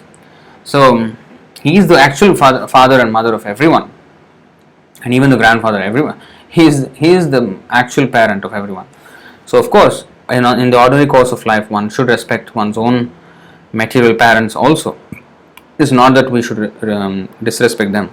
But when sometimes they inhibit the progress of the inferior, like the son, in joining up as a devotee in Krishna consciousness, then sometimes they have to be disobeyed on higher considerations. Like the four Kumaras, they disobeyed their father Brahma for spiritual reasons, for spiritual advancement. And then we have Prahlad Maharaj, who disobeyed his father for spiritual advancement. So these are examples where the superiors have been, disrespected, so-called, but actually it's not exactly disrespect, but complete respect for the actual Pitamaha or Pita and Mata, which is the Supreme Lord. In other words, the material parents of the child should be representatives of Krishna.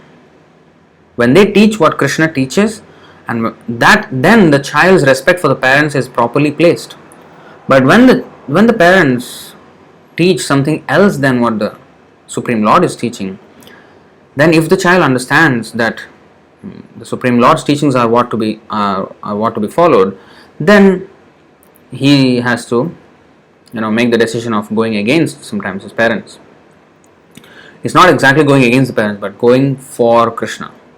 The parents should have supported him, but if they do not, then he cannot wait for their approval, because enough waiting has been done. We have been here for millions of years. How long do we want to wait? For whose permission are we waiting? Krishna is already calling us. Sometimes they tell this to me. oh, you're a monk? Oh, you must have had a calling, I always tell them, no. Krishna is calling everybody. Just that you're not answering the call. You have so many missed calls on you. You have missed so many of his calls. It is just that after so many missed calls, I answered Krishna's call. I happen to be answering by the mercy of the Vaishnavas, but Krishna is calling everyone. Don't say that I have a calling, They use this word, but Krishna is actually calling everyone. Why he said open order? Sarvadharman parityajya mamekam sharanam braja. He is calling everyone. He is not just calling Arjuna only. So, we have to answer that call of Krishna. And the superiors, like father, mother, that's why it is said in the Bhagavatam, don't become a father and mother and guru or anything like that if you cannot deliver your dependence. 5:18 of Srimad Bhagavatam.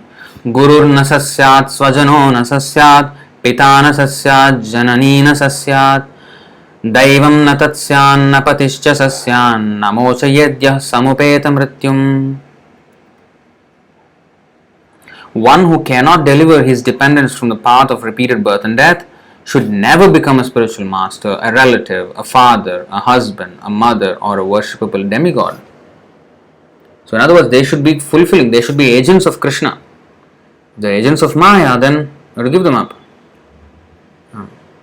Sometimes, the parents, they want to enforce that, you must respect. You see, Bhagavad Gita says you must respect. But then, are they doing the duty of parents, first of all? So, if they're doing, then yes, it is properly placed. The reciprocation. First of all, they must give the proper thing, Krishna consciousness, and then the child must respect the parents. And then that will be perfect. Why not? So, you can't just demand one thing and not follow ourselves, what we are supposed to follow as our responsibility. So anyway, in the answering the question, Arjuna and Krishna. So Krishna is superior, especially Guru. With Guru, there is absolutely no question of disobedience, and provided the Guru again is an agent of Krishna. If he is again cheating, you reject that Guru also. That is also explained in the Hare Bhakti Vilas by Sanatana Goswami. You should reject the Guru who is not in the properly placed. You reject him. Just like Bali Maharaj rejected Shukracharya because he was not proper. So anytime when the so-called responsible person or the senior is supposed to be, he deviates from the path, then he has to be rejected. So Guru especially, he has to be rejected if he is not taking one to Krishna, if he is cheating in the process, if he has not, followed the instructions of his Guru. So like that. This is very important.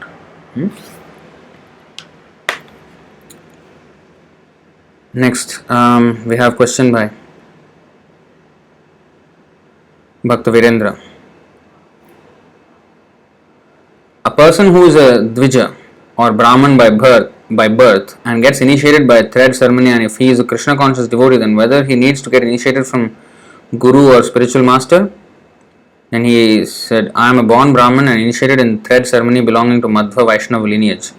So is there a requirement to get initiated from a spiritual master? So my question is, nowadays even in the Madhva lineage and Ramanuja lineage, or even any Smartha lineage, who was the Guru? Who was your Guru? Is he coming in the Parampara? Is he a pure devotee? And when that initiation happened, did your spiritual education start then, or did it start with actually Prabhupada's books? Sometimes people may know Bhagavad Gita, they know all the shlokas. When they go to these Mayavadi groups also, they will know how to chant some shlokas and all. But when did they actually start the sadhana, the whole process of devotional service? Seriously, when did that start? That person who effected that change is the actual Guru. So, by way of family customs and rituals, we may catch some things like, Ram and Krishna. We have that respect. As Hindus, they would have the respect for these incarnations. But then, has that been as exclusive as we are following now under the guidance of Srila Prabhupada? And did we have Upanayanam means to accept the Acharya and to accept his discipline. that now I am becoming a disciple, I have to Gurukul, I have to go and I have to follow the orders of the spiritual master at the Gurukul and learn all the sadhana. Did I do that when I also, I'm so-called born Brahmin. I got my thread when I was 10 years old. But I did not learn anything spiritually. I did my Sandhya Vandanam, I did all that. I chanted so many mantras, but then I had no idea what I was doing. I did not know who I was. I did not know who the Lord was and what is my relationship. Nothing. Zero. So that is not real initiation. Initiation means divyam jnanam yatodadyat kuryat papasya sankshayam tatha diksheti saprokta deshikaistattva kovidaihi. This is by Jiva Goswami in the Bhakti Sandarbha, 283rd verse. So there he is explaining that Diksha means Divyam Jnanam Yato Dadyat. When we receive transcendental knowledge, and Kuryat Papasya Sankshayam, when our sins are all taken away by the spiritual master. So that is real initiation. So, and did you get a name?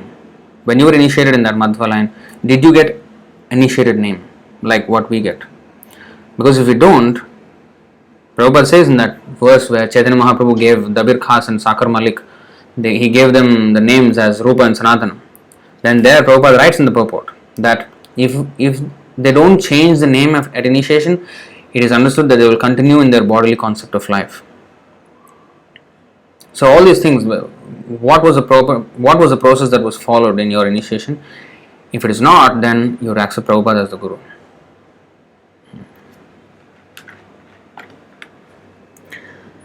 Next, question by Nabajit Saikya. Hare Krishna Prabhuji, as per the scriptures, Guru Shishya Parampara is critical for advancement in the spiritual path, and accordingly, getting initiated is a subsequent step to be followed. However, what is the best method to serve the temple? We like cooking and serving deities very much. Does initiation bring any effectual outcome if the initiated disciple goes off track of pleasing the Supreme Personality of Godhead, deviating from the mission of the founder Acharya and preaching the Chaitanya Mahaprabhu's Harinam Sankirtan movement? So firstly, the few questions here. The Guru Shishya Parampara is critical for advancement in the spiritual path, and accordingly getting initiated is a subsequent step to be followed. Yes. So for that, the Guru has to be proper and the disciple has to be proper.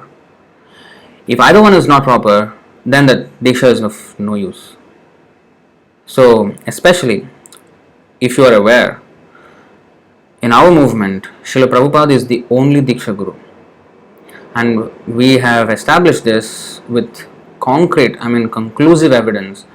We had a series of 5 webinars that we did a few weeks ago, and every evidence was shown there and every argument being answered that Śrīla Prabhupāda is the only Diksha Guru and that's what he wanted. But in today's ISKCON, unfortunately, this is not being followed, and there are so many gurus who have come and usurped the position of Prabhupada. They say Prabhupada is the Guru, but then they take the worship, they take they have their own prana mantra, and all these things are not allowed. Prabhupada never at one point gave the thing that, okay, you all become gurus now this is the next successor. Never. He never gave that. So first of all, we have to accept the fact that Śrīla Prabhupada is the only Guru, and then we have to become his disciples. Next, so that is the Guru Shishya Parampara. Parampara means not just somebody living, somebody who you see. No, it's somebody who you hear.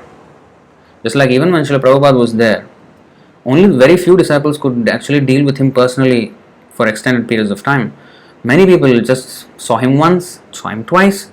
Some people even did not even see him, but they were initiated by him. So how did they get that connection by Prabhupada? They were reading Prabhupada's books and they were being trained under the temple guidance. So that is the training. So it is not that there should be a physically visible person, who has to give the Diksha. No, that is not in the Shastra. Shastra is that the Guru must be a pure devotee and the disciple must be inquisitive. Then the combination will work. Otherwise, it's not going to work. If we have a Guru who is not a pure devotee and then that is not going to work. And a pure devotee means he will first of all follow the orders of his guru. If he does not follow the orders of his guru, that means he is not a pure devotee. Because nobody can become a pure devotee by disobeying his spiritual master. Charya Vaishnav Seva Nistar Paiche Keba. So that should be first understood. Next, however, what is the best method of serving the temple? We like cooking and serving deities very much. So disciple means it is not about what we like. It is about discipline. Discipline does not always entail what we like. Even if we don't like. Anukulyasya sankalpa, pratikulyasya varjanam. So anything that advances our spiritual life, we should accept, even if we personally don't like to do it. Suppose we like cooking, and then the devotees ask us to wash the toilet in the temple. You cannot say that, oh, come on, Prabhu, I'm a cook, I'm this, I'm that. No, you have to wash. That is humility. So a Vaishnava is basically, he will do anything for the Lord. If he wants to, like Arjuna, he had to fight with his own, he had to kill his own grandfather, his teacher, his cousins, he had to kill. And Kṛṣṇa asked him, and he did it. So he will do anything. That is a devotee. Whatever is asked of him, he has to do. That is real disciple. Disciple means discipline. Discipline means many a times, especially in the beginning, yattad agre vishamiva pariname amritopamam satsukham satvikam proktam atma buddhi prasadajam. This is explained in the 18th chapter 38th verse, I think, or 37. No. Yeah, this 1837. That which in the beginning may be just like poison, but at the end is just like nectar, and which awakens one to self-realization, is said to be happiness in the mode of goodness. So this happiness in the mode of goodness in Kṛṣṇa consciousness, which is actually even more than just goodness, pure goodness, in the beginning, usually people don't like to wake up in the morning early, and then don't like to chant the holy name, don't like to follow the four principles, and so many things. And even after accepting all those, there may be other things which devotees may or may not like, but it's not about liking anymore. It's about what Kṛṣṇa likes.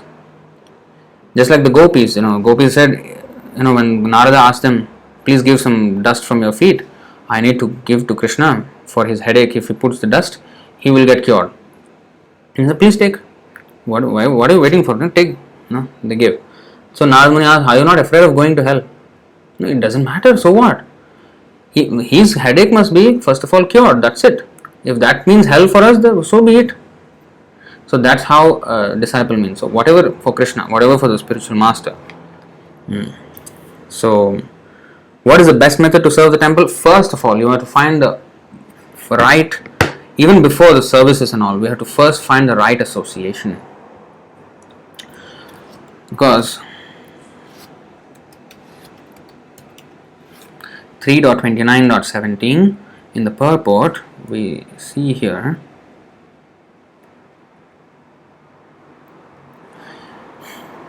see, this is a very important subject. Friendship should be cemented between persons with mutual interests and understanding. Such persons are said to be svajati, of the same caste. The devotee should avoid a person whose character is not fixed in the standard understanding. Even though he may be a Vaishnava or a devotee of Kṛṣṇa, if his character is not correctly representative, then he should be avoided. One should steadily control the senses and the mind and strictly follow the rules and regulations, and he should make friendship with persons of the same standard. So that means, in our case, we have to first of all understand that Śrīla Prabhupāda is the only Diksha Guru. And you have to associate with devotees who also accept that truth. Not of those who say that, oh, Ritviks are demons, Ritviks are apasampradayas, just throwing some words at the Ritviks, and then they're not actually explaining what Prabhupada said. Shastrically, they're not showing anything, whereas we are showing all the evidence, full evidence. And you can be Prabhupada's disciple. Why do you want to be anybody else's disciple? So, that has to be first of all dialed in. So we have to accept the association of those devotees who accept Śrīla Prabhupada as the original spiritual master, as the original Diksha Guru of our society, ISKCON. Anybody who presents any other guru, so-called now ISKCON is offering so many gurus and somebody is falling down. We have gone through this whole Ritvik system, that 5 webinars that we did, the whole series. Maybe some devotees can share the link of those series, that playlist, so you can actually watch them, and I mean at your own discretion, you watch it with an open mind and see how it is presented. We're not into blaspheming, we're not into saying that this guru did that, this guru did that. We're not going into all that at all. We're going into the root of what the whole issue is and what Prabhupada wanted. Let us actually take a close look at what Prabhupada actually said, what he actually wrote, what he actually wanted, with every single piece of evidence in that connection. So that is what that series is all about. So watch it with an open mind and see, then you make your decision. So that's the first thing. So got to get first thing is Srila Prabhupada's position, then to find the right association who promote the correct position of Srila Prabhupada, and then comes the service. Does initiation bring any effectual outcome if the initiated disciple goes off track of pleasing the Supreme Personality of Godhead, deviating from the mission of the founder Acharya and preaching the Chaitanya Mahaprabhu's Harinam Sankirtan movement? No, he will not get the desired result. If we go off track, if we fall down, if we deliberately, especially, sometimes it may be an accidental fall down, and if he repents and comes back, that's fine, he can come back. But if it's a deliberate disobedience, then that's not going to take us very far. In fact, it is going to take us in the opposite direction. Our enthusiasm will wane, our advancement will be stifled, and we will not go anywhere. In fact, we will commit offenses further, and it will bring us an unfortunate end. So in fact, there are also such what in the purport, I think Sunugopal Prabhu was actually sharing last few days ago about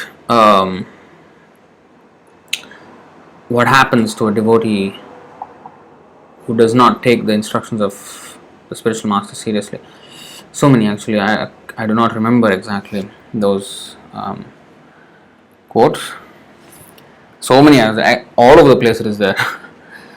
So the initiation does not hold. Actually, I was hearing in the lecture also, Prabhupada was saying that initiation is not just everything. We have to. Initiation means what? Diksha kale bhakta kore atma samarpan. Chaitanya Mahaprabhu said. Diksha means that the disciple is offering himself up to the spiritual master. That now I am your disciple and karishe vachanam tava. I am going to do whatever you say, and I accept whatever you say as truth. Sarvam etadritam manya yanmam madasi keshava. So that is disciple. So if he is not working on that, if he is not acting on that promise that he makes at the time of initiation, then that is not a disciple anymore. So he will be, the spiritual master is no more obliged to help him. But sometimes, of course, the spiritual master is merciful and he does help, but it's not an assured thing. It's purely on the mercy of Srila Prabhupada that if he would, still want to help him, being a compassionate Vaishnava that he is, he would. But that's not the business of the disciple to make Srila Prabhupada, come back here again and again to save us. So we have to take his instruction and go back and be very sincere in following the instructions. Next question by Suchandra Prabhu. Hare Krishna Prabhu, how do we understand impersonalists? Are they the people who meditate and finally want to merge with Supreme? Yes. Why do they wish for that? Is it because they cannot accept the fact that the Lord is superior to us and they envy the supremacy of the Lord? Yes, precisely so. Because they want to be the same as the Lord.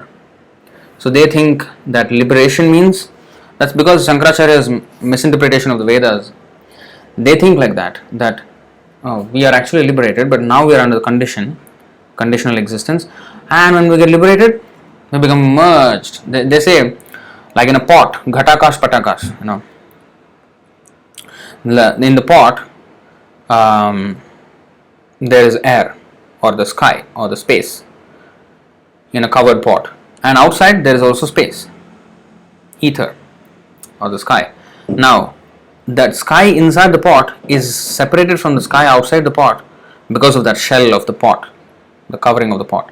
Now, if the pot is broken, then the air inside and the air outside merges and become one sky. So that is their explanation, Ghatakash, Patakash. But are we pots? Prabhupada said. We are not pots, you know. So Prabhupada said an analogy has to be made when there is as much similarity between the two things as possible. But when there is no similarity between us and pots, how can it be same? No. And Krishna's instruction is exactly the opposite. Our thing is not to use analogy. Actually, there is a nice quote that I shared the other day, I think a few weeks back in a private WhatsApp group that we have. Some of our devotees are on that. So the quote is that one devotee of Prabhupada, one disciple, he asked this question that Prabhupada, you give analogies very nicely. It's easy to understand. So this is how we have to understand, like with Shastra and analogy, then we can understand. Then Prabhupada corrected him. He said, analogy is not proof. Shastra is proof. Analogy is to support the Shastric statement. The Shastra is always the proof. But those who cannot understand, those who have no brains to understand the Shastra, then there are some analogies that explain the statements of the Shastra. The Shastra is always the proof. The analogy is never the proof.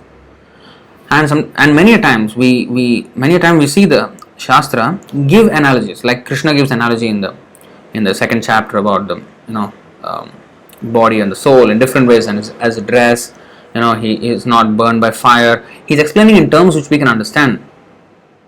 So that is analogy. He is making the Shastra available to us in a way which we can understand. So the analogy should always be faithful to the statements of the Shastras. If the analogy is not faithful to the statements of the Shastra, that is to be rejected. So these Ghatakash, Patakash analogy of the sky within the pot and outside the pot, and that is not supported in Shastra. Where Krishna is saying, Natvevaham jatunasam natvam neme janadhipa nachayvana bhavishyama sarve vayam atah param, 2.12 Bhagavad Gita, that at all times our individuality is never gone. And nainam chindanti shastrani, the soul can never be cut into pieces. They think the Supreme Soul has been cut into pieces by this pot which has cut the sky into two, the sky inside and the sky outside. But nainam chindanti shastrani, the soul can never be cut. So how is that cut? So it is never cut. It is always there like that. It has never been cut and never can it be joined. No. It's always there as separate individuals. So they are never dissected or coalesced, or joined together. The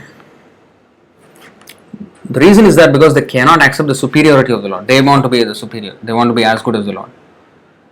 That's precisely the reason why we are in this material world. We wanted to be a competitor of the Lord. We wanted to be as good as the Lord. And that's why we were sent to this material world. And we tried our best.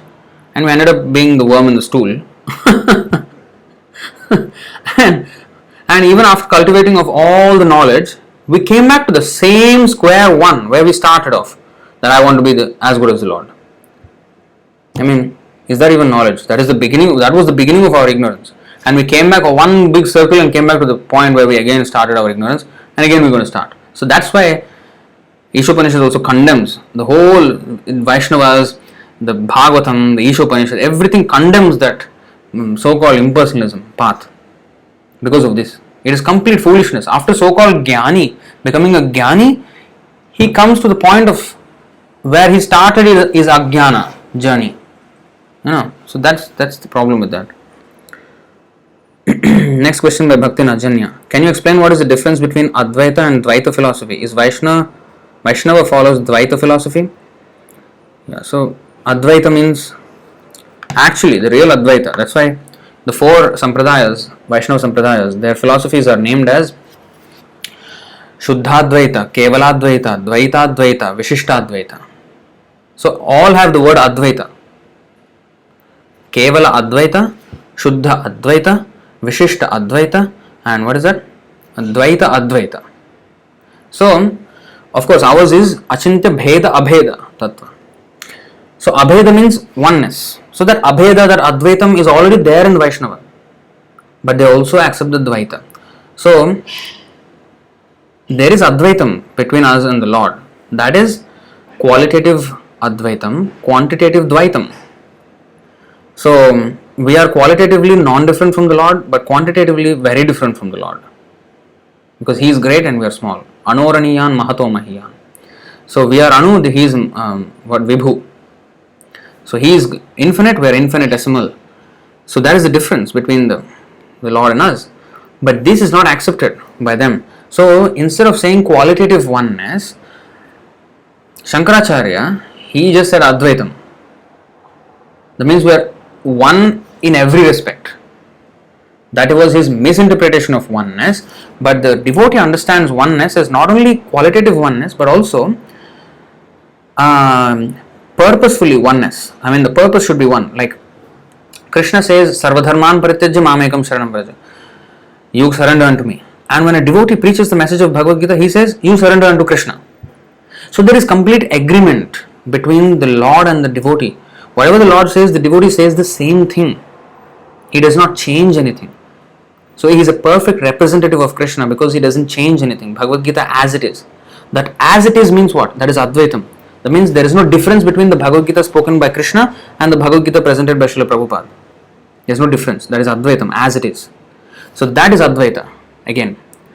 But if deviate, that is something else. That is something else. So in their purpose, there is no difference between the Lord and the devotee. And the devotee completely agrees, completely follows the orders of the Lord, like a shadow. Shadow will follow you wherever you go, without any saying, oh no, I don't want to come with you. No, the shadow will just come with you. So like that, just like a shadow does, a devotee just without any disagreement, he will follow the Lord. Karishye vachanam tava. That is oneness. That is the Advaitam between the Lord and the devotee. And also qualitative oneness. But quantitatively, there are always Dvaitam. And when there are, not only that, quantitative Dvaitam, but also as persons, it is two. The Lord and the devotee, Dvaitam. Because love can only be between two persons. We say, oh, I love, maybe say a samosa. That they use that word. When the samosa is not a person, but they are a person, and samosa is not a person, and they say, I love samosa. That means I love enjoying it. So I want to enjoy. That is my lust. But the samosa cannot love you. Right? So this reciprocation of relationship can only exist between two persons. So the love means two-way reciprocation. It's not one way. It's not just, I love samosa, I like to eat it. That's usually how they say it in English. But that is not, there is no love that the samosa has for you. So love means between two persons and the loving exchange. So that can only happen between two persons, and that is Dvaitam. The separate identity of the Lord and the living entity. That is also Dvaitam. Not just quantitative difference, but also as persons we are different. We are always different. Next question by Bhakta Virendra. How did Subhadra Devi appear in Gokul to Rohini? We know the appearance of Lord Krishna, Lord Balram, Radharani and Mahamaya taking birth to Yashoda Mata. Actually, this is explained by and what scripture is that? Recently, I think Vikas Prabhu asked me the same question about the birth of Subhadra. I shared a couple of verses. It's actually the Maya that was born, for when Kamsa, so she herself is described as Subhadra also. So she is described as Subhadra as well. So that is actually explained. There's one shloka that I shared. I can't be able to find it at the moment. Let's see if I can find it.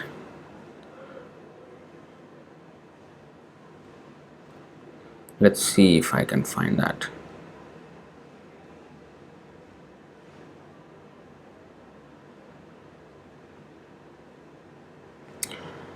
So this I found on the internet. So Srimad Bhagavatam. So this person, he actually explained with Shastric references. Okay, well, let's see. Let's go here. Okay. 10.2.6 and 7. Okay, let's go here.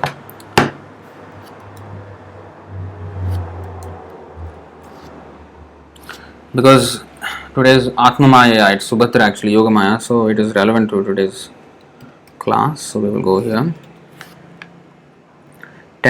2.6 Srimad Bhagavatam. Bhagavan api Vishvatma viditva kamsajam bhayam yadunam nijanathanam yogamayam samadishat. To protect the Yadus, his personal devotees from Kamsa's attack, the personality of Godhead Vishvatma, the supreme soul of everyone, ordered Yogamaya as follows. Yogamayam, you see.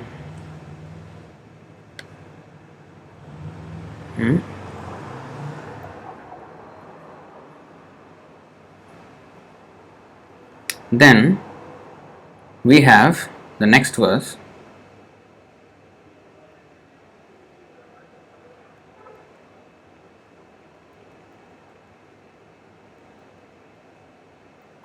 (10.2.7) Gaccha Devi Vrajam Bhadre. This Bhadre means actually Subhadre. Gaccha Devi Vrajam Bhadre Gopa Gopir Gopa Gobhir Alankritam Rohini Vasudevasya Bharyaste Nanda Gokule Anyascha Kamsa Samvigna Vivareshu Vasantihi. The Lord ordered Yogamaya, O my potency, who are worshipable for the entire world and whose nature is to bestow good fortune upon all living entities, go to Vraja, where there live many cowherdmen and their wives. In that very beautiful land where many cows reside, Rohini, the wife of Vasudeva, is living at the home of Nanda Maharaj. Other wives of Vasudeva are also living there incognito because of fear of Kamsa. Please go there. So that is explained there.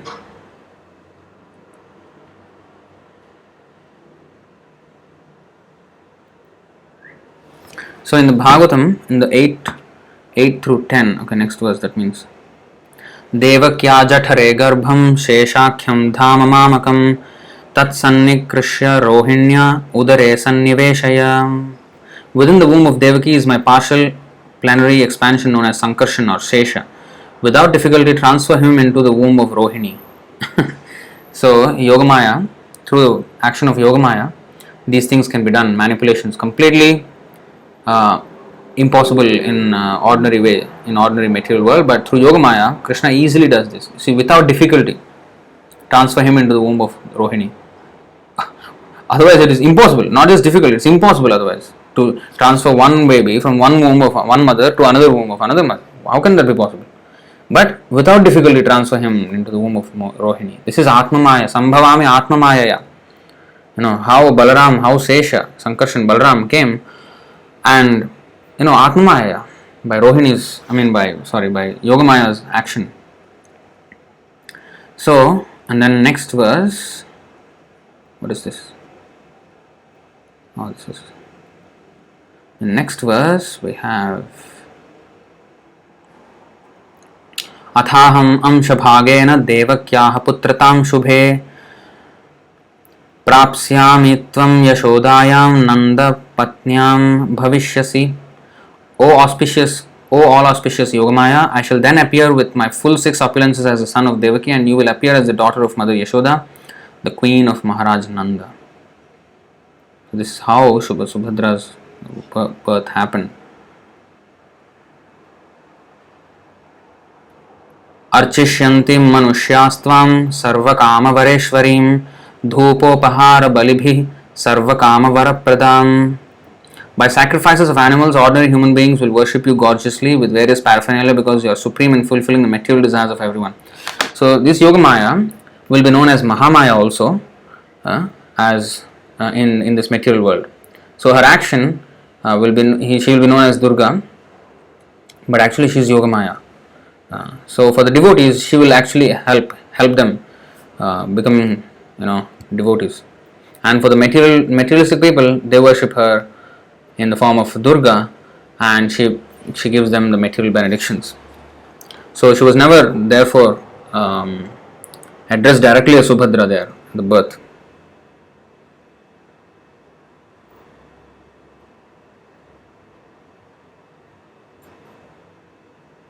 So in the 10 to 11, there is various mentions of her names, but then the mention of Subhadra is not there exactly.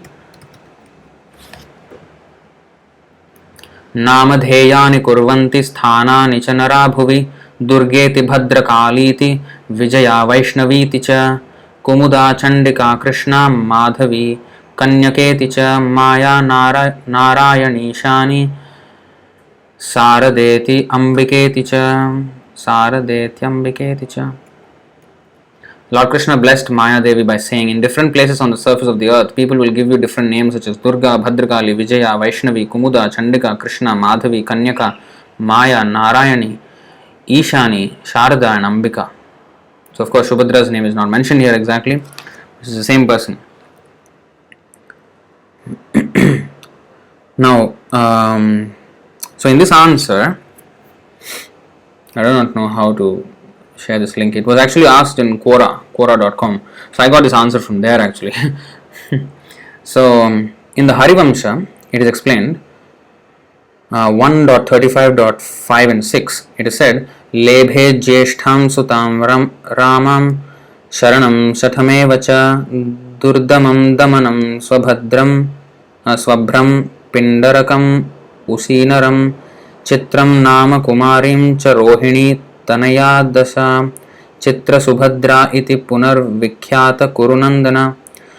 Vasudeva begot his eldest son Rama, Balaram in Rohini, and their other sons are Sarana, Shatha, Durmada, Damana, Swabhra, Pindaraka and Ushinara. O descendant of Kuru, they also had a daughter by the name Chitra, who is renowned by the name of Subhadra.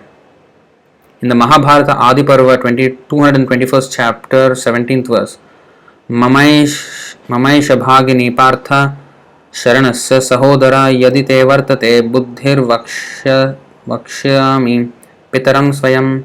This is my sister, O Partha, and born of the same mother as Sharana. This refers to Rohini, the mother of Sharana.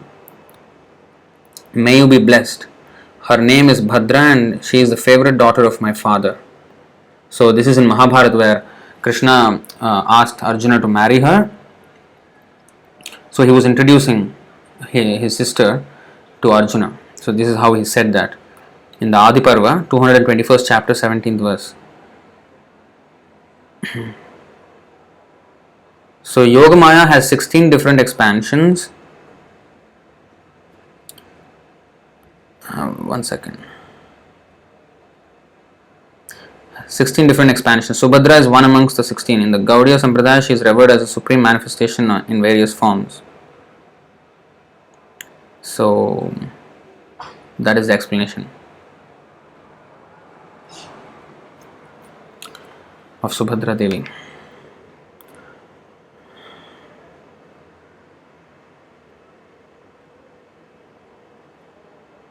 Next question. Yes, so this is, so Vishwambara Prabhu also has quoted the same thing. Then we have quote from Vishwambara Prabhu 8.24.6. Uchchavacheshu bhuteshu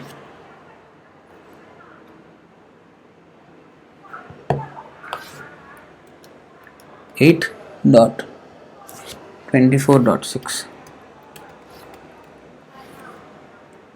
उच्चावचेषु भूतेषु चरन् वायुर इवेश्वरः नोच्चावचत्वं भजते निर्गुणत्वाद्धियो गुणैः.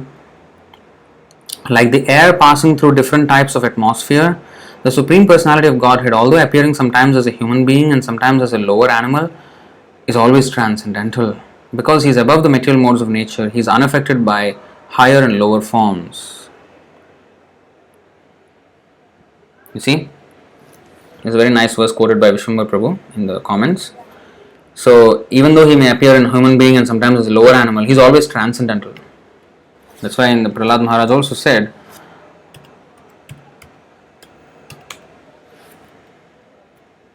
Itham nirtiryagrishdeva jhashavatarayir lokan vibhavayasi hamsi jagat pratipan dharmam mahapurusha pasi yuganuvrittam channa kalau yadabhavastri yugotha sattvam.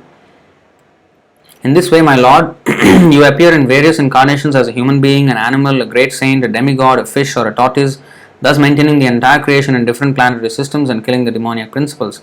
According to the age, O my Lord, you protect the principles of religion. In the age of Kali, however, you do not assert yourself as the Supreme Personality of Godhead, and therefore you are known as Triyuga, or the Lord who appears in 3 yugas.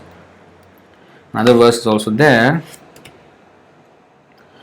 I think 1.8.30 by Kunti Devi. Janma karma cha vishvatman ajasya karturatmanah tiryan nireshasu yadasu yad atyanta tad atyantan vidambanam. Of course, it is bewildering, O soul of the universe, that you work though you are inactive. Ajasya akarturatmanah. Of course, it is bewildering, O soul of the universe, that you work though you are inactive, and that you take birth though you are the vital force and the unborn. You yourself descend amongst animals, men, sages, and aquatics. This is very bewildering. So another question. Maya also means mercy. Is that the reason for the dham to be named as Mayapur? Probably. the abode of mercy. Yeah, looks like. Next question by Krishna Smaranam Prabhu. If a devotee gets initiated in ISKCON, should he take reinitiation if he becomes Ritvik? Not necessary. He can just continue with the name, but just understand that that initiation was actually from Prabhupada, not from anybody else, because they are supposed to be Ritviks. They are supposed to be Ritviks in ISKCON there.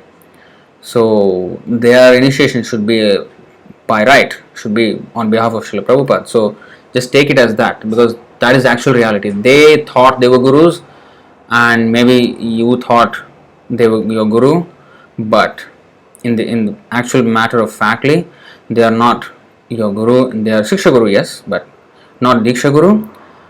So that initiation was actually meant to be from Prabhupada. So just accept him as a supreme, as not supreme, spiritual master, Diksha Guru of you. So that is how we should take it. All right. So then, thus we come to the end of today's session. So today tomorrow we will have the AMA Monday. So I will share the link in a while after this class, and you can start posting your questions there. Of course, if there are many questions, we will try to finish the session in about 2 hours, 2.5 at the most. So unless there are really pressing questions that you have, if you ask every question under the sun, again, I do not know how I'm going to finish everything in 2 hours. So consider that as well. So ask questions which really require clarification for you.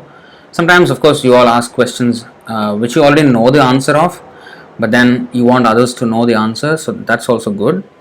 I don't say no, but when answer is very obvious and like very clear, and so maybe use your discretion. All right, but I encourage all of you to ask questions. That's the whole point of tomorrow's session.